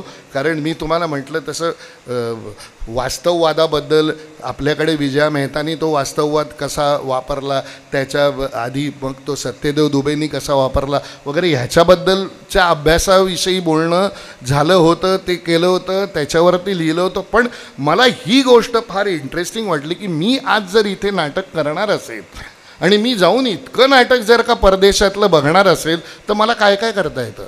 तर मी या पद्धतीने लोकांना नाटकाला बोलवायला काय करतो, तर माझ्या असं लक्षात येतं की खूप काही करायची गरज आहे. आणि ते करायचं असेल तर खूप काही पैसे खर्च होतात, अशातला भाग नाही. आता पुढची गोष्ट, फॉइल्समध्ये मी गेलो बुक स्टोअरमध्ये. इतकी साधी गोष्ट ते करतात. जेवढी नाटकं आत्ता सुरू आहेत त्याच्या मॅन्युस्क्रिप्टचं एक रॅक आहे. जेवढी नाटकं वेस्ट एंडवरती आत्ता सुरू आहे तुम्हाला तिथल्या तिथे दिसतात. एकतर पुस्तकं दिसतात किंवा टाईप केलेली नाटकाची स्क्रिप्ट, एकतर फॉइल्स किंवा 39व्या स्ट्रीटवरती ड्रामा बुक स्टोअर अमेरिका. म्हणजे बघा तुम्ही की ते काय पद्धतीने बघतात, तुम्हाला हॅमर करून ते नाटक बघायला उद्युक्त करतात. आणि तिकडची जी नाटकं आहेत ती पुन्हा जर तुम्ही त्यांच्या शॅफ्ट्सबेरी ॲव्हेन्यू आणि या भागात फिरलात तर असं स्पेसिफिकली लक्षात येतं की जी नाटकं अमेरिकेत सुरू नाहीत अशी भरपूर नवी लिहिलेली नाटकं तुम्हाला लंडनला वेस्ट एंडवरती जास्त मोठ्या प्रमाणात बघायला मिळतात. आणि होतं कसं की अमेरिकेपेक्षा युरोपची एकंदर लाईफस्टाईल आहे ती थोडीशी आपल्या जास्त जवळची आहे. त्यामुळे ती नाटकं बघायला किंवा ती करायला आपल्याला फार मजा येते. त्यानंतर मी फॉइल्समध्ये बसलो असताना मला एक ब्रोशर मिळालं. एक अत्यंत मोठा ब्रिटिश नाटककार आहे ॲलन आइकबर्न नावाचा. ॲलन आइकबर्नने भरपूर 100च्या आसपास नाटकं लिहिली आहे. तर त्या आइकबर्नचं नवीन नाटक येत होतं आणि त्याला जी ऑफर होती ती इतकी गमतीशीर होती की बघा 1200 पाऊंडाचं तिकीट, 1200 पाऊंड ते तिकडेही खूप आहे. आणि मग ह्या तिकिटात काय तर तुम्ही रोज तालमीला येऊन बसू शकता. रोज तालीम संपल्यानंतर नट आणि तुम्ही यांच्यात इंटरॅक्शन होऊ शकते. त्या 1200 पाऊंडाचं तिकीट काढणाऱ्या लोकांना सेट कसा बनवला जातो हे दाखवतात. त्यांना ग्रँड रिहर्सलला बोलवतात. पहिल्या प्रयोगांना त्यांना उत्तम जागा आणि प्रयोग संपल्यानंतर नटांबरोबर हाय टी या सगळ्याचं तिकीट 1200 पाऊंड. म्हणजे मला केसरी ट्रॅव्हल्सची आठवण आली. म्हणजे जसं केसरी टूर्स अँड ट्रॅव्हल्समध्ये तुम्ही जातात तसे आणि मोठ्या प्रमाणात लोक हे आइकबर्नचं नाटक बघायला जात होते. आणि त्याच्यावर आइकबर्नची नोट अशी होती की हे जे 1200 पाऊंडाचे लोक येतात त्यातून त्याची प्रोडक्शन कॉस्ट निघते. आणि मग मला जवळीक काय दिसायला लागली तर आइकबर्न काय करायचा तर ॲलन आइकबर्न हे फार स्किलफुल आहे की आइकबर्न विचारायचा, अहो भास्कर जाधव तुमच्या घरामध्ये सोफा आहे का हो, सोफा मला काही दिवस देऊ शकता. मग तो शीतल तळपदेला विचारायचा खुर्ची आहे का, टेबल खुर्ची. या सगळ्या गोष्टी डोक्यात घेऊन नंतर आइकबर्न नाटक लिहितो. त्याच्या नाटकाचं त्याचं व्यावसायिक नाटक तर होतंच, how the other half loves वगैरे सारखी फार गाजलेली. पण ही नाटकं म्हणजे काय तर जसं आपण इथे प्रायोगिक नाटकाची चळवळ करू शकतो त्या पद्धतीचं नाटक ज्याचा खर्च आपापसातल्या लोकांकडनं घेतलेल्या प्रॉपर्टी. आता कित्येकदा व्यावसायिक नाटकात माझ्या घरचं फर्निचरही गेलं आहे, पण ते असो. पण तिकडे ते करून मुद्दाम ठरवून या पद्धतीने म्हणजे बघा नाटकाचा खर्च मर्यादित, या प्रकारची तिकीटं, नाटकाची प्रोसेस प्रेक्षकाला कळते. आणि तरीही आइकबर्नकडे पुढचं नाटक करायला काही पैसे शिल्लक राहतात. आता कसं एका बाजूला मी म्हणतो तसं मोठं अर्थकारण आणि मी त्याच धुंदीत होतो आणि मला अचानक हे ऐकबनचं सापडलं आणि हे मला फार इंटरेस्टिंग वाटलं आणि मग तो इकडून तिकडे कुठेही त्याचं नाटक घेऊन जातो. नंतर काय होतं तर लंडनमध्ये एक भाग आहे नॅशनल थिएटर नावाचं, साऊथ बँकला. तर नॅशनल थिएटरमध्ये 3 नाट्यगृह आहेत. एक सर लॉरेन्स ऑलिव्हिये थिएटर, एक कोटेस्लॉ नावाचं थिएटर आणि एक लिटलटन नावाचं थिएटर. तर ते जे कोटेस्लॉ आहे तो एक चौकोन आहे. ते आता कोटेस्लॉचं नाव बदललं आहे. त्या चौकोनात तुम्ही कसंही नाटक करू शकता. आपण जिकडे शिवाजी मंदिरचं वगैरे नाटक जसं बघतो तसं लिटलटन नावाचं नाट्यगृह आहे. आणि पृथ्वी थिएटरसारखं फक्त कपॅसिटी जास्त असलेलं नाट्यगृह याला आहे, वेस्ट एंडचं लॉरेन्स ऑलिव्हिये नाट्यगृह. आता तिकडे काय प्रकारचं नाटक होतं ते वेस्ट एंडपेक्षा संपूर्णपणे निराळं होतं. वेस्ट एंडवरती जसं नाटक होतं तसं तिथे नाटक होत नाही. तिथे नाटक होतं, चर्चा होते. आणि मजेशीर गोष्ट जी आपल्याकडे आत्ता चांगल्या अर्थाने सुरू झाली, तिथल्या प्रत्येक नाट्यगृहाच्या बाहेर बुक स्टोअर आहे. आत्ता आपल्याकडे पुस्तकालय प्रत्येक नाट्यगृहाच्या बाहेर आणायला सुरुवात झाली आहे. म्हणजे नाटक ही गांभीर्याने करायची गोष्ट आहे आणि त्याच्याबरोबर बाबारे नुसतं नाटक बघू नका तर प्रेक्षकांनी काही वाचावं अशी त्यांची अपेक्षा आहे. या पद्धतीचं हे नॅशनल थिएटरमध्ये तुम्हाला दिसतं. नॅशनल थिएटर हे साऊथ बँकवरती बांधलं गेलं आहे. तिकडचा संपूर्ण प्रेक्षक वेगळा आहे. आणि नॅशनल थिएटरचा रेप्लिका हा भारतामध्ये कला अकादमी पणजी इथे बांधला आहे चार्ल्स कोरिया नावाच्या आर्किटेक्टनी. आणि माझ्या वडिलांचे त्याच्याशी संबंध होता, दामू किंकरे. तो त्याचा रेप्लिका आहे. आता दुर्दैवाने गेले 2-3 वर्ष त्याचं काम सुरू आहे. तर माझ्या असं हळूहळू लक्षात यायला लागलं की नाटक हे तिथे किती सिरियसली घेतलं किंवा पाहिलं जातं. त्यानंतर मी एक तिथे नाटक बघायला गेलो, माऊसट्रॅप. तुमच्यापैकी बऱ्याच लोकांनी माऊसट्रॅपबद्दल ऐकलं असेल. त्या नाटकाचा पहिला प्रयोग 1952 साली झाला आणि तो अजूनपर्यंत चालू आहे. अजूनपर्यंत आठवड्यातले 6 दिवस त्या नाटकाचा प्रयोग लंडनमध्ये सुरू आहे. आणि आपल्याला पटकन लक्षात येत नाही चालू असेल तर त्याच्या पहिल्या प्रयोगाला विन्स्टन चर्चिल गेले होते असा उल्लेख येतो. अगाथा ख्रिस्तीचं नाटक आणि त्या नाटकाचा पहिला विलन पहिल्या ह्याच्यातला रिचर्ड ॲटनबरो होता. तो पहिला विलन, त्याने पहिल्यांदा त्या विलनचं काम केलं. म्हणजे तुम्ही बघा की ऐतिहासिक जपणूक, अर्थकारण, आशयघन नाटक हे सगळं लंडनमध्ये आहे. अमेरिकेमध्ये चमत्कार आहे. आता या सगळ्या गोष्टींवरनं मी आपलं नाटक बघायचा प्रयत्न करायला लागलो. कारण होतं काय, आपल्याला कॉम्प्लेक्स येण्याची शक्यता असते हो फार, की अरे बापरे हे इकडे इतकं सगळं चालू आहे मग काय फरक आहे. तर मूलतः फरक असा आहे की आपल्याकडे महाराष्ट्रामध्ये आणि अर्थात बंगालमध्ये जितकं नाटक लिहिलं जातं तितकं नाटक मला वाटत नाही जगात कुठेही लिहिलं जातं. आणि हा माझ्या दृष्टीने सगळ्यात महत्त्वाचा भाग आहे की ज्या पद्धतीचे लेखक त्यांना व्यक्त व्हावं म्हणून आपल्याकडे नाटक करतात तितके लोक तिकडे करत नाहीत. तिकडे क्लासिक्स उचलून करायची परंपरा आहे. बऱ्याचदा दे प्ले सेफ. शेक्सपियरचं नाटक करा, ह्याचं नाटक करा, शॉचं नाटक करा असं ते बऱ्याचदा करतात. किंवा इटालियन लुईजी पिरॅन्डलोचं नाटक करा, दारियो फोचं नाटक करा. आपल्याकडे ते होत नाही.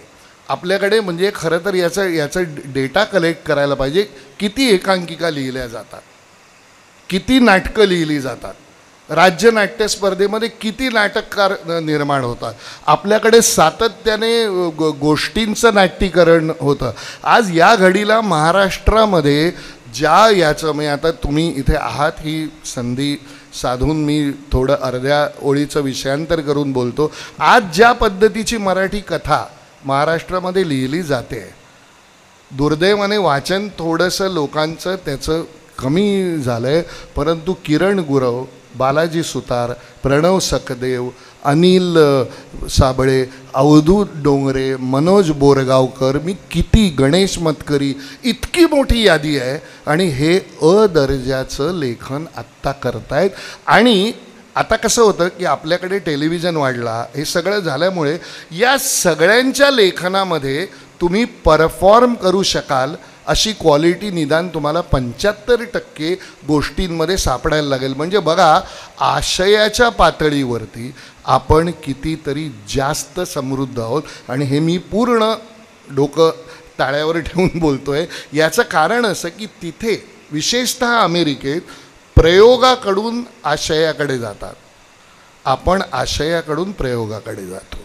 हा मूळ फरक आपल्याकडे आणि त्यांच्याकडे आहे. कारण आपण कायम आशयाला अधिक महत्त्व देणारी माणसं आहोत. तर हे सगळं मला जेव्हा घडताना दिसतं, मग याचं कारण काय? याचं कारण जर तुम्ही बघितलं तर आपल्याकडे थोडंसं मी मागे जाऊन म्हणतो, जे आपल्याकडे नाटककार होते त्या काळामध्ये त्यांचं एकतर माझ्या मते ना वाचन जबरदस्त होतं. तुम्हाला एक छोटा ॲनेक्डोट सांगतो. सूर्याची पिल्ले नाटक तुमच्या सगळ्यांना माहिती आहे. तर सूर्याची पिल्ले नाटकामध्ये एका प्रसंगात त्या मदालसेला तो श्रीरंग म्हणतो की आधी अनुभव घ्या मग विश्वास ठेवा. ती म्हणते तुला काय आला अनुभव? तो म्हणतो मी एका पुस्तकात वाचलं आहे. तर कुठलं पुस्तक? तो म्हणतो हे, आणि त्याला कल्पना आहे की हिने अमेरिकन रायटर्स वाचलेले असणार. तर तो म्हणतो क्युबन का कोणीतरी रायटर आहे, आणि तो म्हणतो रास्कलनिकॉफ. आणि या नावाच्या वैचित्र्याला त्यावेळेस लाफ्टर येत असं. आणि आम्ही सुद्धा जेव्हा SSCला होतो तेव्हा मला लाफ्टर आला. मला वाटलं अरे वा, काय कानेटकरांनी हे नाव शोधून काढलं, मजेशीर. परंतु त्यानंतर काही वर्षांनी मी जेव्हा बँकेत नोकरीला लागलो, तर तुम्हाला माहिती असेल की फाउंटनला रस्त्यावरती पुस्तकं मिळायची त्या काळामध्ये. पीपल्स बुक हाऊस नावाचं अत्यंत स्वस्त 2 रुपये 3 रुपयाला पुस्तक मिळायचं दुकान होतं. तिकडे माझ्या वाचनात एक कादंबरी आली, क्राईम अँड पनिशमेंट. फियोदोर दोस्तोस्की नावाचा ग्रेट रशियन नाटक कादंबरीकार आहे, त्याची कादंबरी. आणि त्या कादंबरीतल्या जगात लिटरेचरमध्ये मानल्या गेलेल्या विलनचं नाव आहे रास्कलनिकॉफ. म्हणजे कानेटकरांनी क्राईम अँड पनिशमेंट वाचली असणार. म्हणजे माझं म्हणण्याचा उद्देश असा की हा जो व्यासंग आहे तो व्यासंग आपल्याकडच्या लेखकांकडे पहिल्यापासून होता. मग तुम्ही कुणीही घ्या. आता मला सांगा की त्या काळामध्ये आपल्याकडे शेक्सपियरचा इन्फ्लुएन्स होता. तुम्हाला कल्पना आहे का की शेक्सपियरचं पहिलं मराठीतलं भाषांतर हॅम्लेट नाटकाचं कोणी केलं असं पटकन प्रश्न विचारला तर किती लोकांना माहिती आहे? आणि त्याचं नाव विकार विलसित. आणि ते केलं होतं गोपाळ गणेश आगरकरांनी.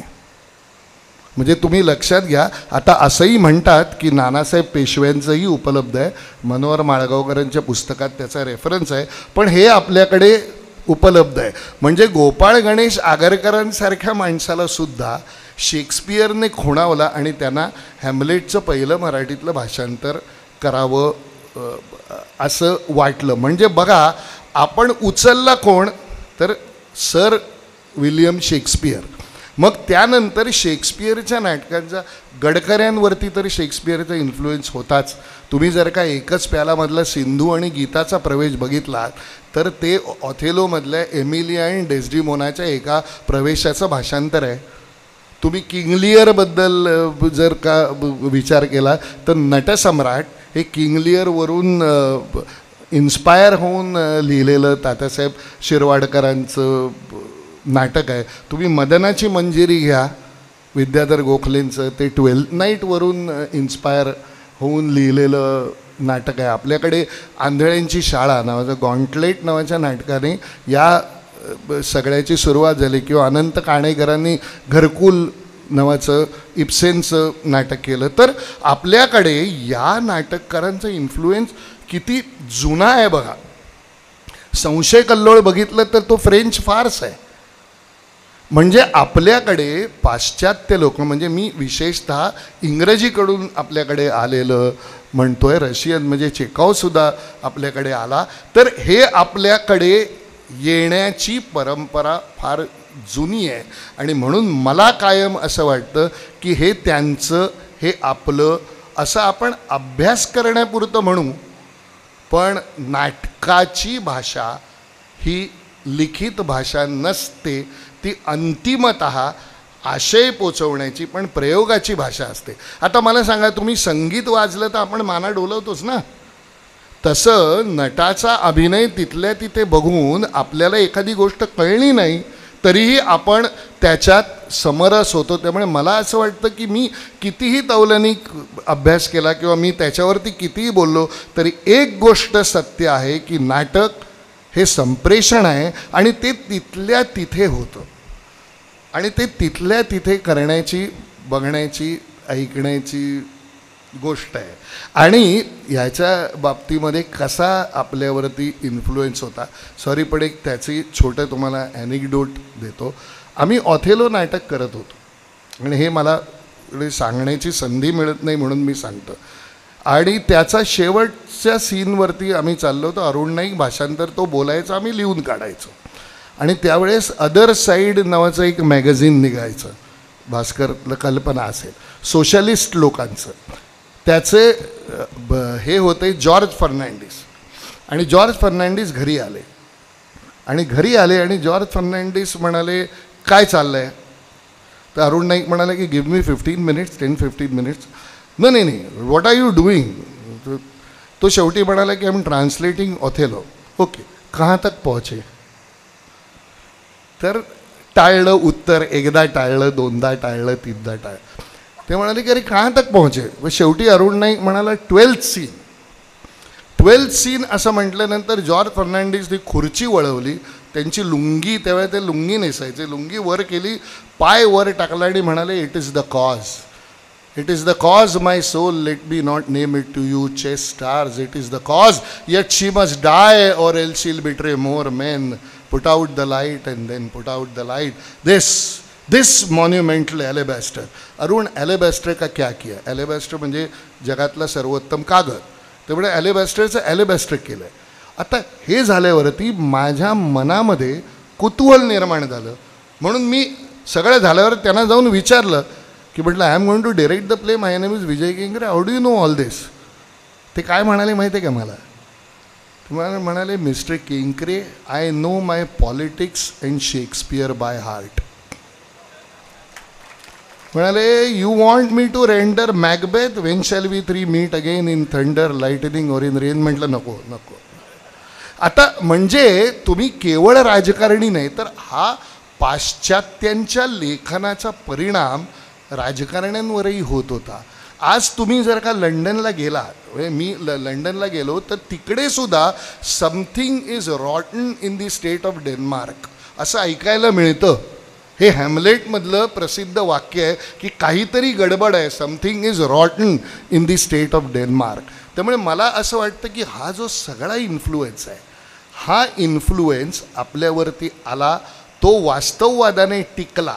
आणि हा टिकण्यामध्ये तुम्हाला सांगतो सगळ्यात महत्त्वाचं पुढचं कॉन्ट्रीब्युशन आहे ते विजया मेहतांचं. विजया मेहतांनी जयवंत दळवींच्या मदतीने मराठी वास्तववाद इथे रुजवला असं माझं मत आहे. पूर्णपणे मराठी वास्तववाद आपल्याकडे रुजवला आणि तो आपला झाला. पण तो मुळात आला कुठून? नॉर्वेहून. म्हणजे बघा, आपल्यावरती इन्फ्लुएन्स झाला, पण तो इन्फ्लुएन्स आपण आपल्या पद्धतीने पुढे कसा हे करत गेलो, हा त्यातला ॲकॅडमिक भाग मान्य आहे. पण तरीही मी आज तिथे जाऊन नाटक जेव्हा बघतो तेव्हा त्यांच्याकडून आपण अर्थकारण आणि प्रयोगात काय काय करता येऊ शकतो आपण, या गोष्टी शिकणं अत्यंत गरजेचं आहे. कारण आशय आपल्याकडे आहे. मग तो लोकांपर्यंत पोहोचवण्यासाठी आता हळूहळू आपण सोशल मीडिया वगैरे वापरायला लागलो. तो पूर्वी तुम्ही त्यातलं काहीही आपण वापरत नव्हतो हां, परंतु आता हळूहळू आपण ते वापरायला लागलो आहे. आमची नाटकं तिकडे जायला लागली आहे, तिकडची नाटकं बरेचसे लोक आता बघायला लागले आहेत. तुम्ही जर का नॅशनल स्कूल ऑफ ड्रामाच्या लायब्ररीत गेला तर तुम्हाला बरीचशी तिकडची नाटकं आजही उपलब्ध आहेत. आणि आपल्याकडे बरीचशी नाटकं होतं काय ते मी तुम्हाला सांगतो. इंग्रजी नाटकांवर आधारित असतात 60 ते 70%. समस्या अशी आहे याच्यामध्ये की सॅम्युअल फ्रेंच नावाची जी कंपनी आहे, बुक पब्लिशिंग कंपनी, त्या सॅम्युअल फ्रेंचकडून आपल्याला राईट्स घेणं परवडत नाही.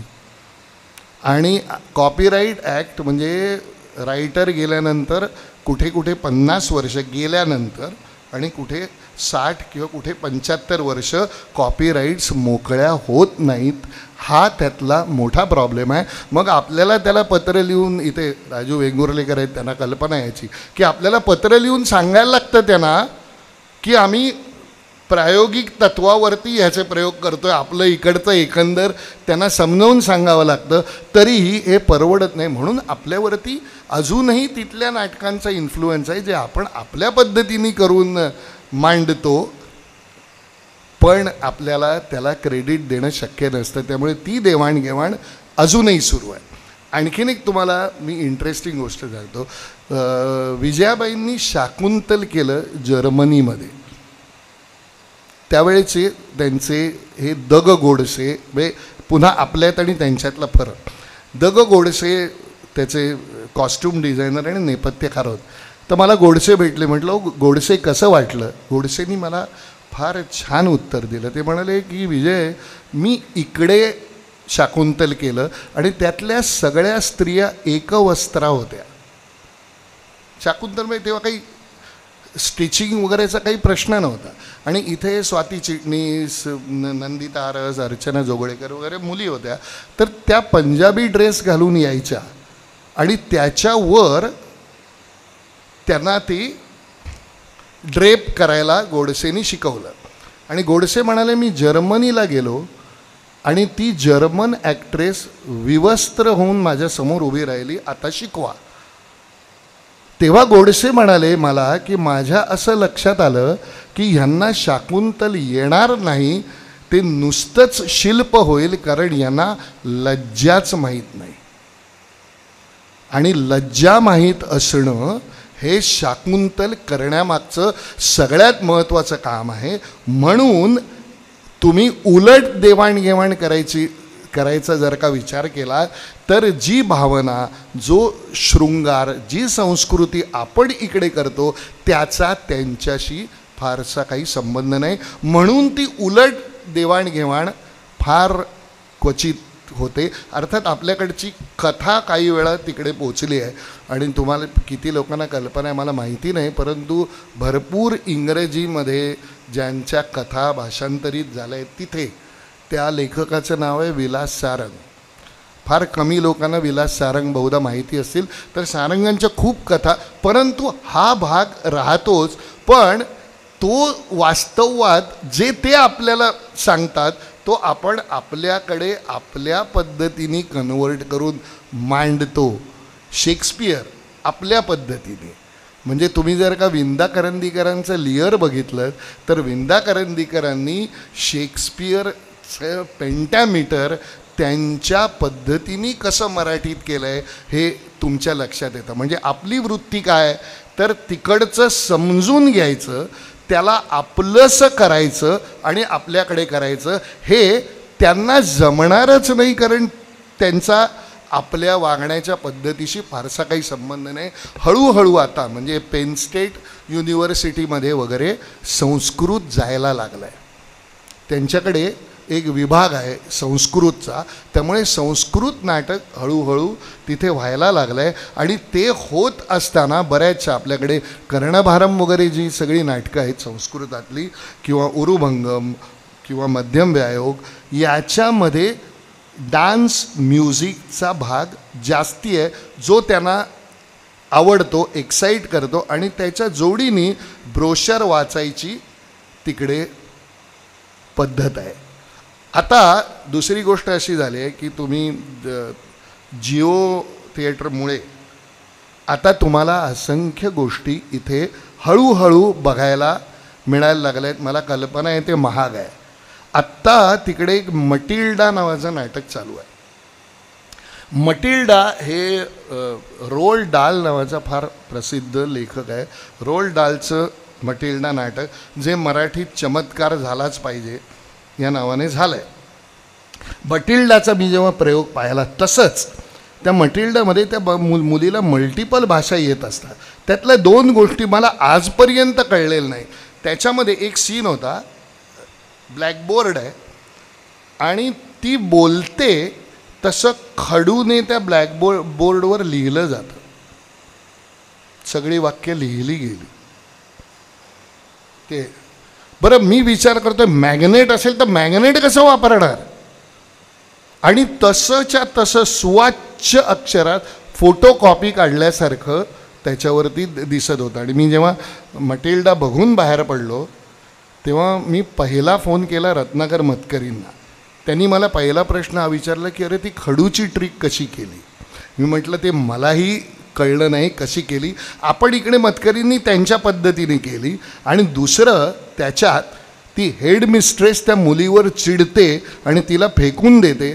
तिने तिला फेकून द्यायची ॲक्शन गेली, ब्लॅकआउट झाला आणि मग छोटे छोटे छोटे छोटे असे दिवे नाट्यगृहात लागले आणि त्या मुलीला नाट्यगृहाच्या छतातून खाली फेकलं आणि या 4-5 मुलांनी हातात पकडलं. म्हणजे ते काय करतात मध्ये मध्ये तुम्हाला धक्का देऊन नाटकात परत गुंतवतात. तर हे जे आहे हे आपल्याकडे आपण अभिनयातनं करतो, आपण लेखनातनं करतो, ते तंत्रातनं करतात. त्यामुळे आपण त्यांच्याकडून शिकण्याची गोष्ट माझ्या दृष्टीने काय आहे तर ती म्हणजे तंत्र नाही. ते आणायला आपल्याला खूप वेळ लागेल. पण नाटकाचं अर्थकारण आणि व्यवहार कसा करायचा ही जी समज त्यांना आहे ती. आता तुम्हाला थोडं छोटंसं आणि त्यातली मजा सांग ते कसं वर्क करतं. मी ते सगळं बघून आलो आहे म्हणून सांग. समजा एका नाटकाचा खर्च 1,80,000 आहे असं आपण गृहीत धरू. 1,80,000 डिवायडेड बाय नंबर ऑफ पैसे. इतके प्रेक्षक आले तर ब्रेक इवन होणार.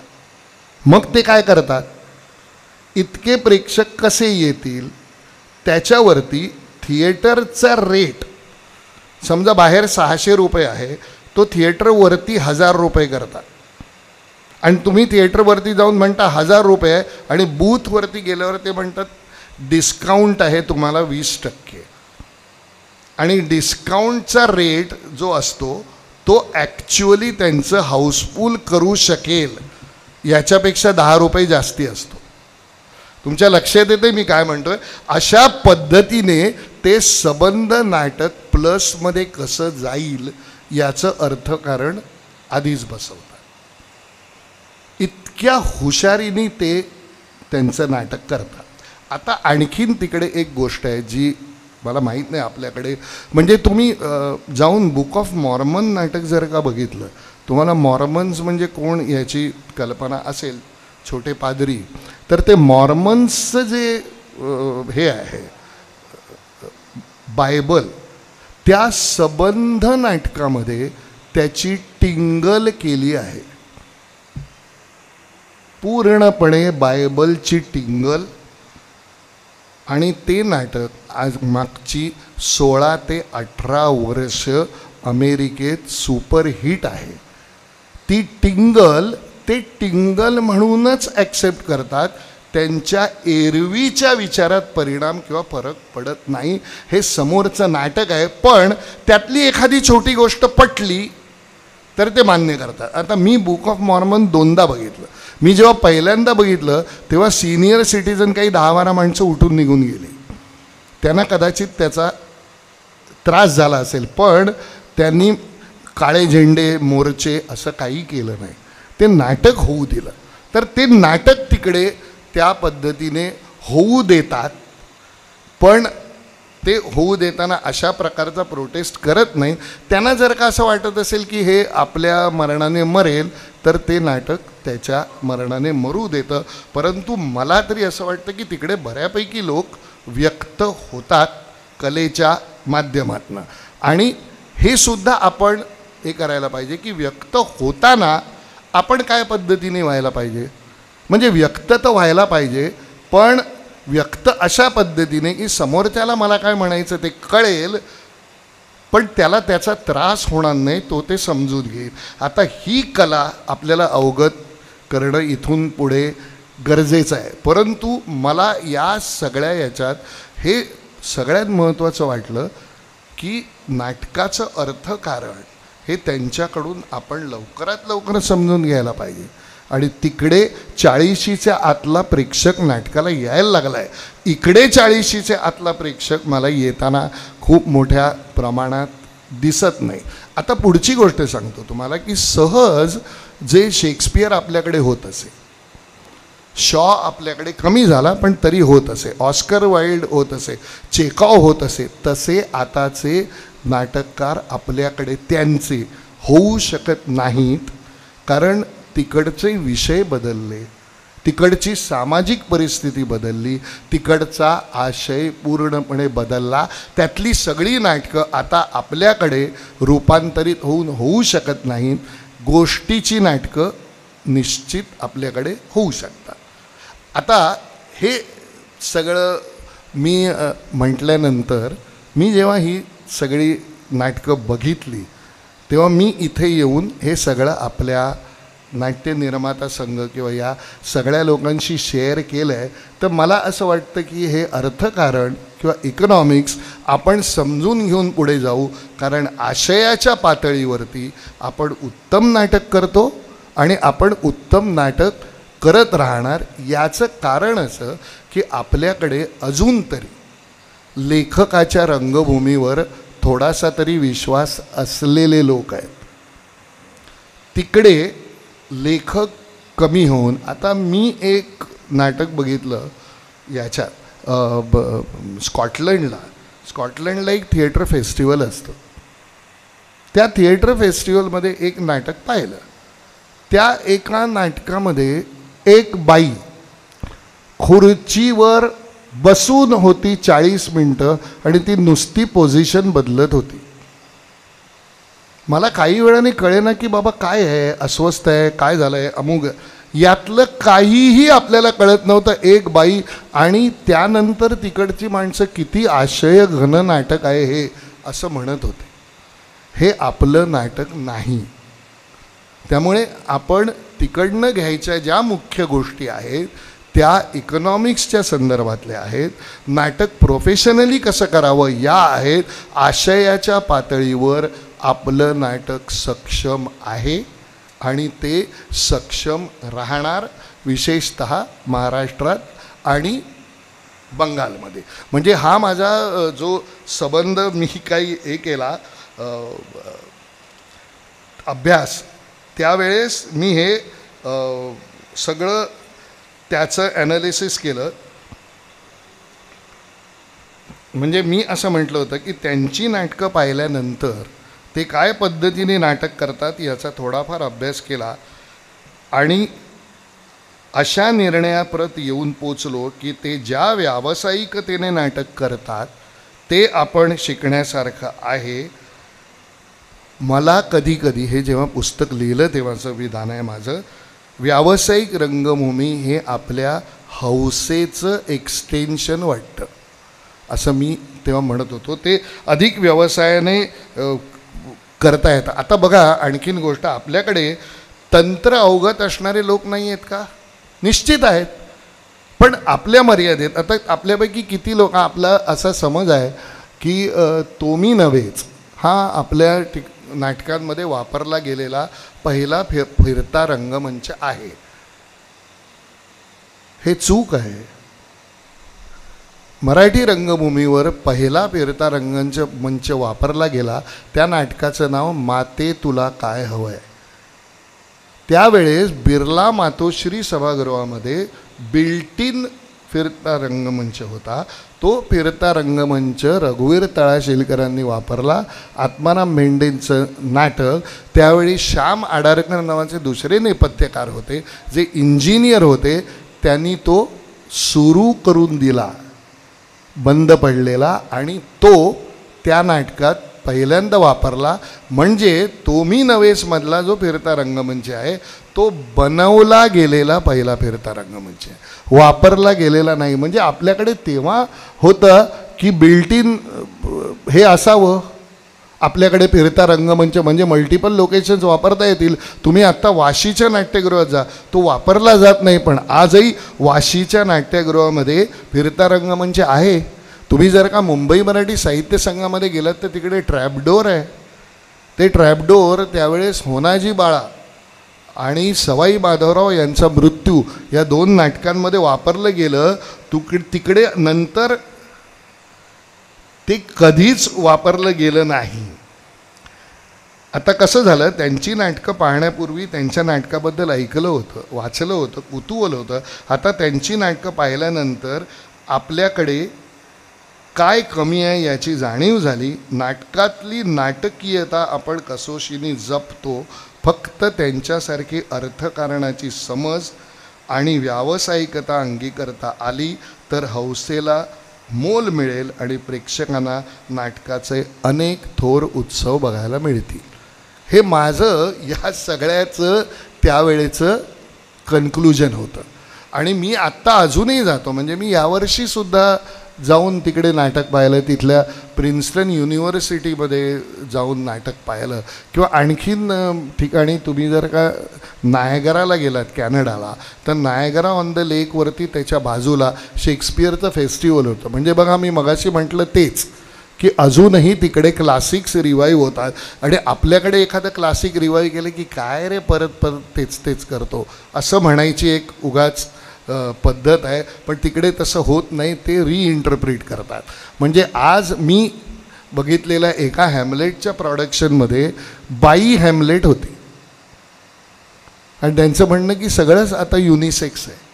म्हणून मी म्हटलं की ह्या गोष्टी आपल्याकडे अजूनही पटण्यासारख्या आहेत की नाही मला माहीत नाही, पण तिकडे आता हे सगळं ते करायला लागले. ऑथेलो मॉडर्न क्लोथ्समध्ये करतात.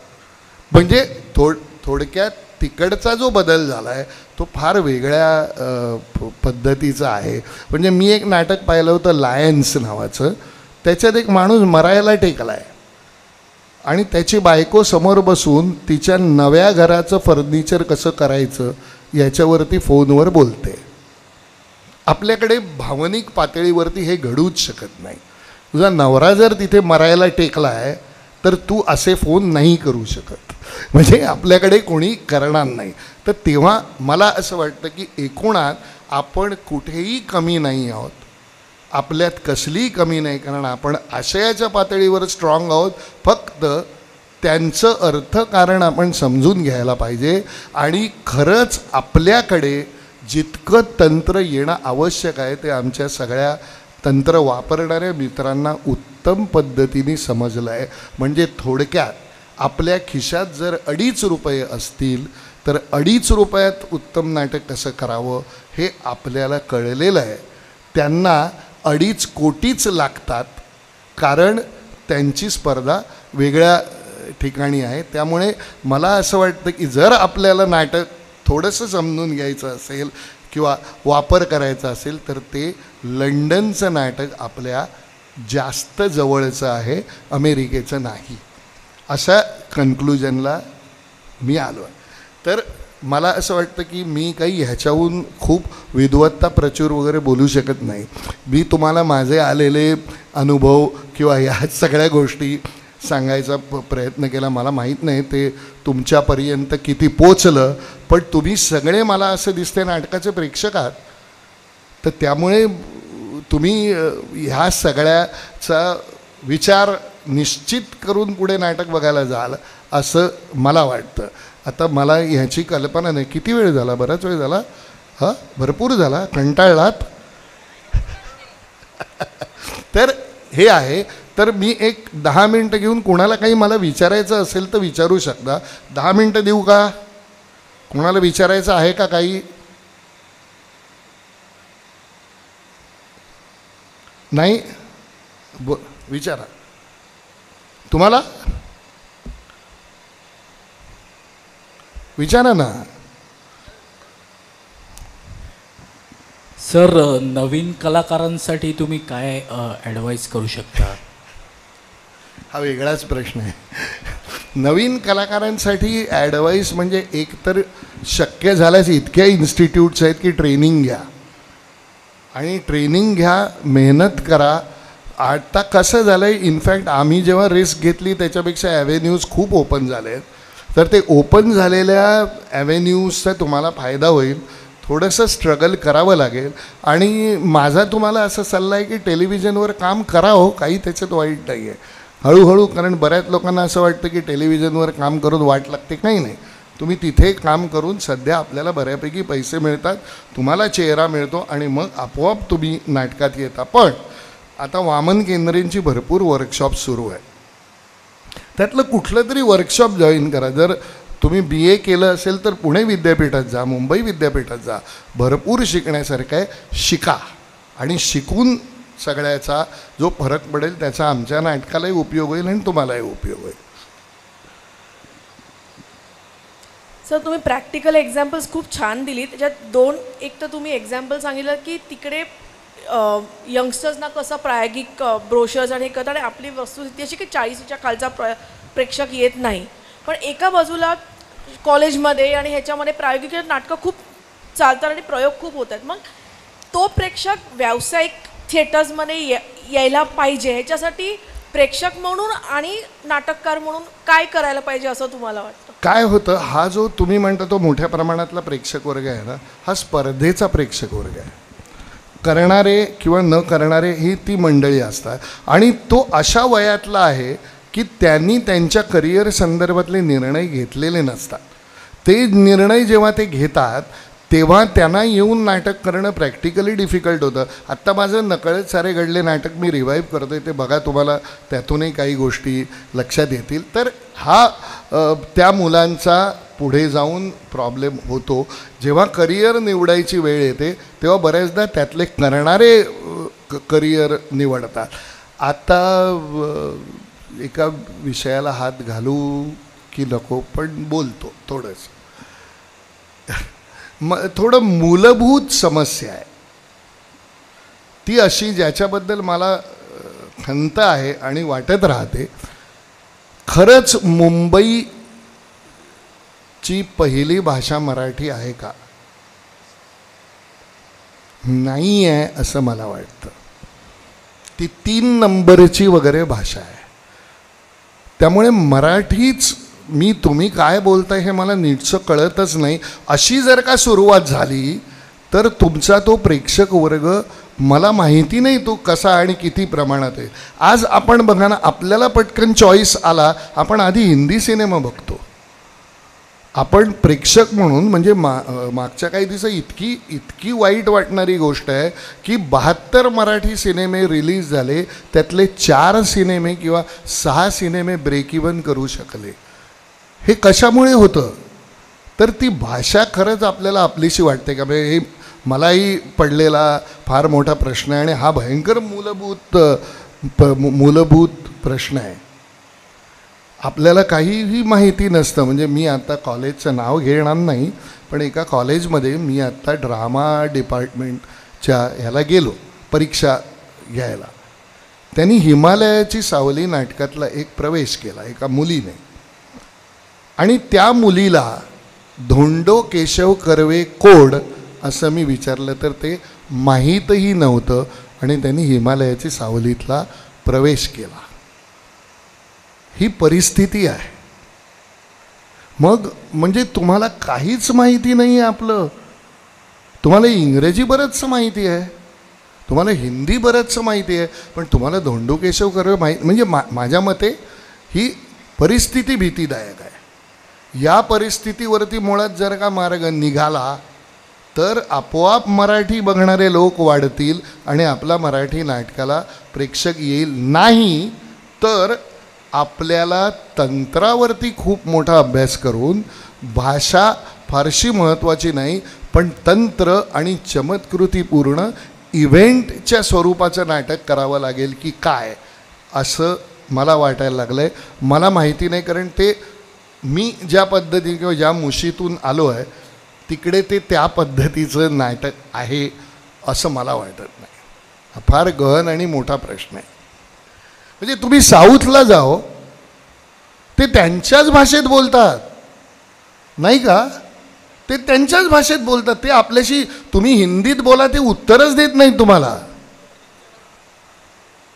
ते त्यांच्याच भाषेत. तर मला असं वाटतं की हा फार मूलभूत आणि कदाचित कॉस्मोपॉलिटन स्वरूप जे मुंबईचं आहे त्यामुळे असेल. आणि दुसरं शेवटचं जाता जाता सांगतो की आता उर्वरित महाराष्ट्रात जाणं हे इकॉनॉमिक्सच्या दृष्टीने टोल म्हणा, डिझेलचा खर्च म्हणा, हे पूर्वी इतकं सोपं राहिलेलं नाही. खर्चाच्या दृष्टीने तितकी सक्षम नाट्यगृह नाहीत. आता बरेचसे नट नाट्यगृह नाहीत त्याच्यावरती बोंबाबोंब करतात, हे तुम्ही वाचलं असेलच. तर त्यामुळे हे असे तो मल्टिपल प्रॉब्लेम्स आहेत. सर नमस्कार. हां बोला. सध्या जागतिक रंगभूमीवर म्हणजे तुम्ही म्हणता तसं लंडन जिथे आशय घन आहे, आशय घेतला जातो, आणि दुसरं वेस्ट एंड. तर सध्या काय विषय चालू आहे कुठे? लंडनला? सॉरी कुठे म्हणताय? लंडन आणि वेस्ट एंड. वेस्ट एंड म्हणजे लंडन. हां नाही परत तुम्ही तो एक तिथे कमर्शियल टाईप येतात असं पण बोलला, मी नाव विसरलो याचं. तिथे वेस्ट एंडवरती व्यावसायिक नाटकं होतात, पण नॅशनल थिएटरला व्यावसायिक होत नाहीत. महत्त्वाचे विषय साधारण काय असतात सध्या स्थितीवर काय? आता एक नाटक मी तिकडे बघितलं, त्याचा विषय आहे, त्या नाटकाचं नाव आहे 2:22. रात्री 2:22 त्या घरात भूत येणार आहे, याच्यावरचं ते नाटक आहे. आणि ते भूत येण्यासाठीची सबंध वातावरण निर्मिती हे एका बाजूला. दुसऱ्या बाजूला तिकडे कॉम्पिटिंग नंबर नावाचं एक नाटक चालू आहे. रॉयल कोर्ट नावाचं एक थिएटर आहे तिकडे. ते काहीच कळत नाही. तो काहीतरी एक माणूस मॅथमॅटिक्सच्या फिगर्सनी ऑब्सेस्ड आहे. तो त्या मॅथमॅटिक्सच्या फिगर्सबद्दल बोलत राहतो, तो त्यांनी ऑब्सेस्ड आहे. अशा प्रकारची विविध, म्हणजे तिकडे सुद्धा प्रायोगिक हे. तुम्हाला आणखीन एक छोटी गोष्ट सांगतो. अमेरिकेत मी एक नाटक पाहिलं, ते एका रेस्टॉरंटमध्ये होतं, मॅकबेथ. आणि त्याचा एक प्रवेश इकडे होतो, दुसरा प्रवेश तिकडे होतो, आणि आपण हातात स्टार्टर घेऊन ग्लास घेऊन त्यांच्या मागे जातो आणि ते प्रवेश तिथे होतात.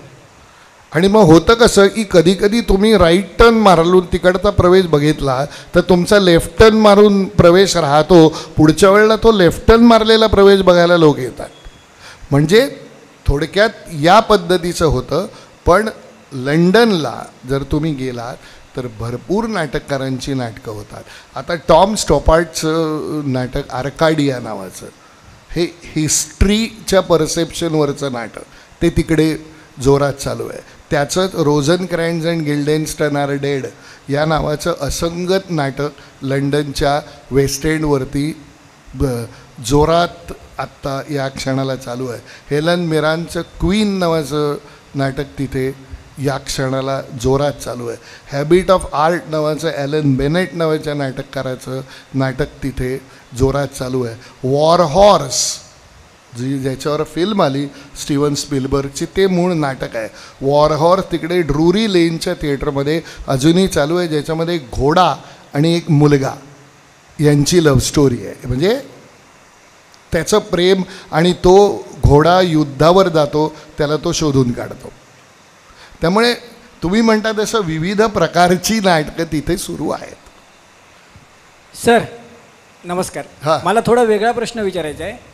लोकनाट्य, पथनाट्य, आणि जसं की मच्छिंद्र कांबळेंनी ग्रामीण भाषेमध्ये किंवा त्यांच्या बोली भाषेमध्ये वस्त्रहरण केलं, जसं नागपूरमध्ये वराड निघालं लंडनला प्राध्यापक लक्ष्मण देशपांडेंनी केलं.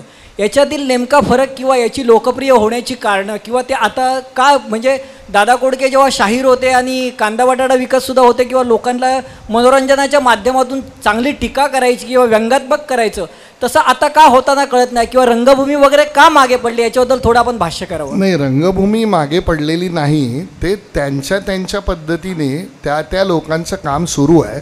फक्त गंमत अशी आहे की आपल्याकडे या प्रकारची रंगभूमी आपल्याला करताना कदाचित त्यांच्यावर मर्यादा आल्या आहेत, मी मगाशी म्हटलं तसं. आणि त्या मर्यादांमधून मार्ग कसा काढावा, कारण दादा कोंडके वगैरे थेट बोलायचे ना, दादा कोंडके काय किंवा दादू इंदुरीकर काय, हे थेट बोलायचे. आता ते थेट बोलणं मला माहिती नाही यांना किती मान्य होत असेल. तेच एकमेव कारण याच्या मागे असू शकतं. पण ही रंगभूमी सुरू असणार, आपल्याला ते त्यांच्या पद्धतीने. आता ते मॅड सखारामसारखं नाटक केलंच आहे की त्याने, तर या पद्धतीचं नाटक होत असणार. आता वस्त्रहरण रिवाईव्ह होत आहे, त्यामुळे गाढवाचं लग्न मला वाटतं कोणीतरी करतच असतं, इच्छा कोणीतरी करतच असतं. हां, नवीन कमी लिहिलं जात आहे हे मान्य आहे, पण त्याचं कारण कदाचित किती थेट व्यक्त व्हावं, किती होऊ नये, हे त्यांच्या मनात सुरू असणार. त्याचा शोध घ्यायला पाहिजे. तुमचा मुद्दा बरोबर आहे, त्याचा शोध घ्यायला पाहिजे, हे का होत नाही. हो, थांबूया, खूप बोललो.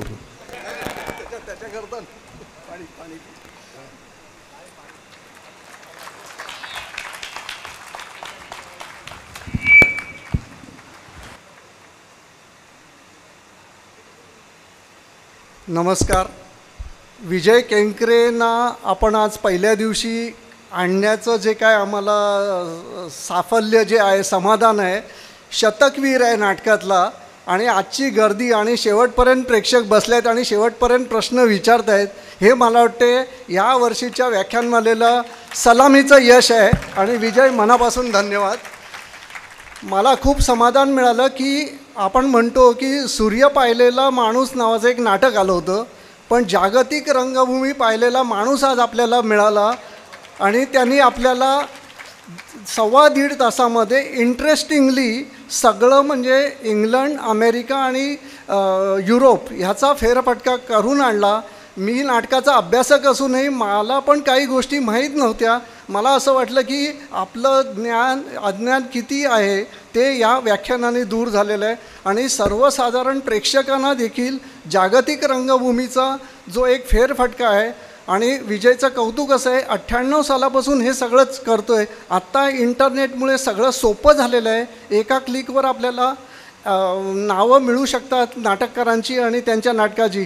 पण तेव्हापासून अभ्यास करणं म्हणजे हे खरंच कौतुकास्पद आहे. आणि आज ह्या पद्धतीने भाषण करण्यासाठी आणि एक सोप्या पद्धतीने सांगण्यासाठी त्यांनी जे आपल्याला हे केलं मार्गदर्शन, आणि त्यातनं मला आवडलं म्हणजे जॉर्ज फर्नांडिसांचा किस्सा. म्हणजे राजकारणी तेव्हा जे होते असे राजकारणी पण होणार नाहीत. आणि अशा पद्धतीने एक समंजस आणि विचारी राजकारणी आणि कला आणि राजकारणी ह्याचं जे सांगड आहे ती फार महत्त्वाची आहे. आणि हा सगळा प्रवास आपल्या नजरेसमोर उलगडला. मी त्याबद्दल विजय मनापासून धन्यवाद देतो. आणि प्रेक्षकांनी तर दाद दिलेलीच आहे. आज जशी तुम्ही साथ आणि दाद दिलेली आहे तशी उद्यापासून रोज द्यावी, कारण रोजचे विषय वेगळे आहेत, रोजचे वक्ते पण वेगळे आहेत. उद्याचा विषय आहे वसुधैव कुटुंबकम, भारताचे आंतरराष्ट्रीय संबंध. या विषयावर त्या विषयातले तज्ज्ञ डॉक्टर शैलेंद्र देवळाणकर हे भारत चीन संबंधावरती बोलणार आहेत. त्यामुळे उद्या आवर्जून या. आजचं पहिलं व्याख्यान संपलं. धन्यवाद.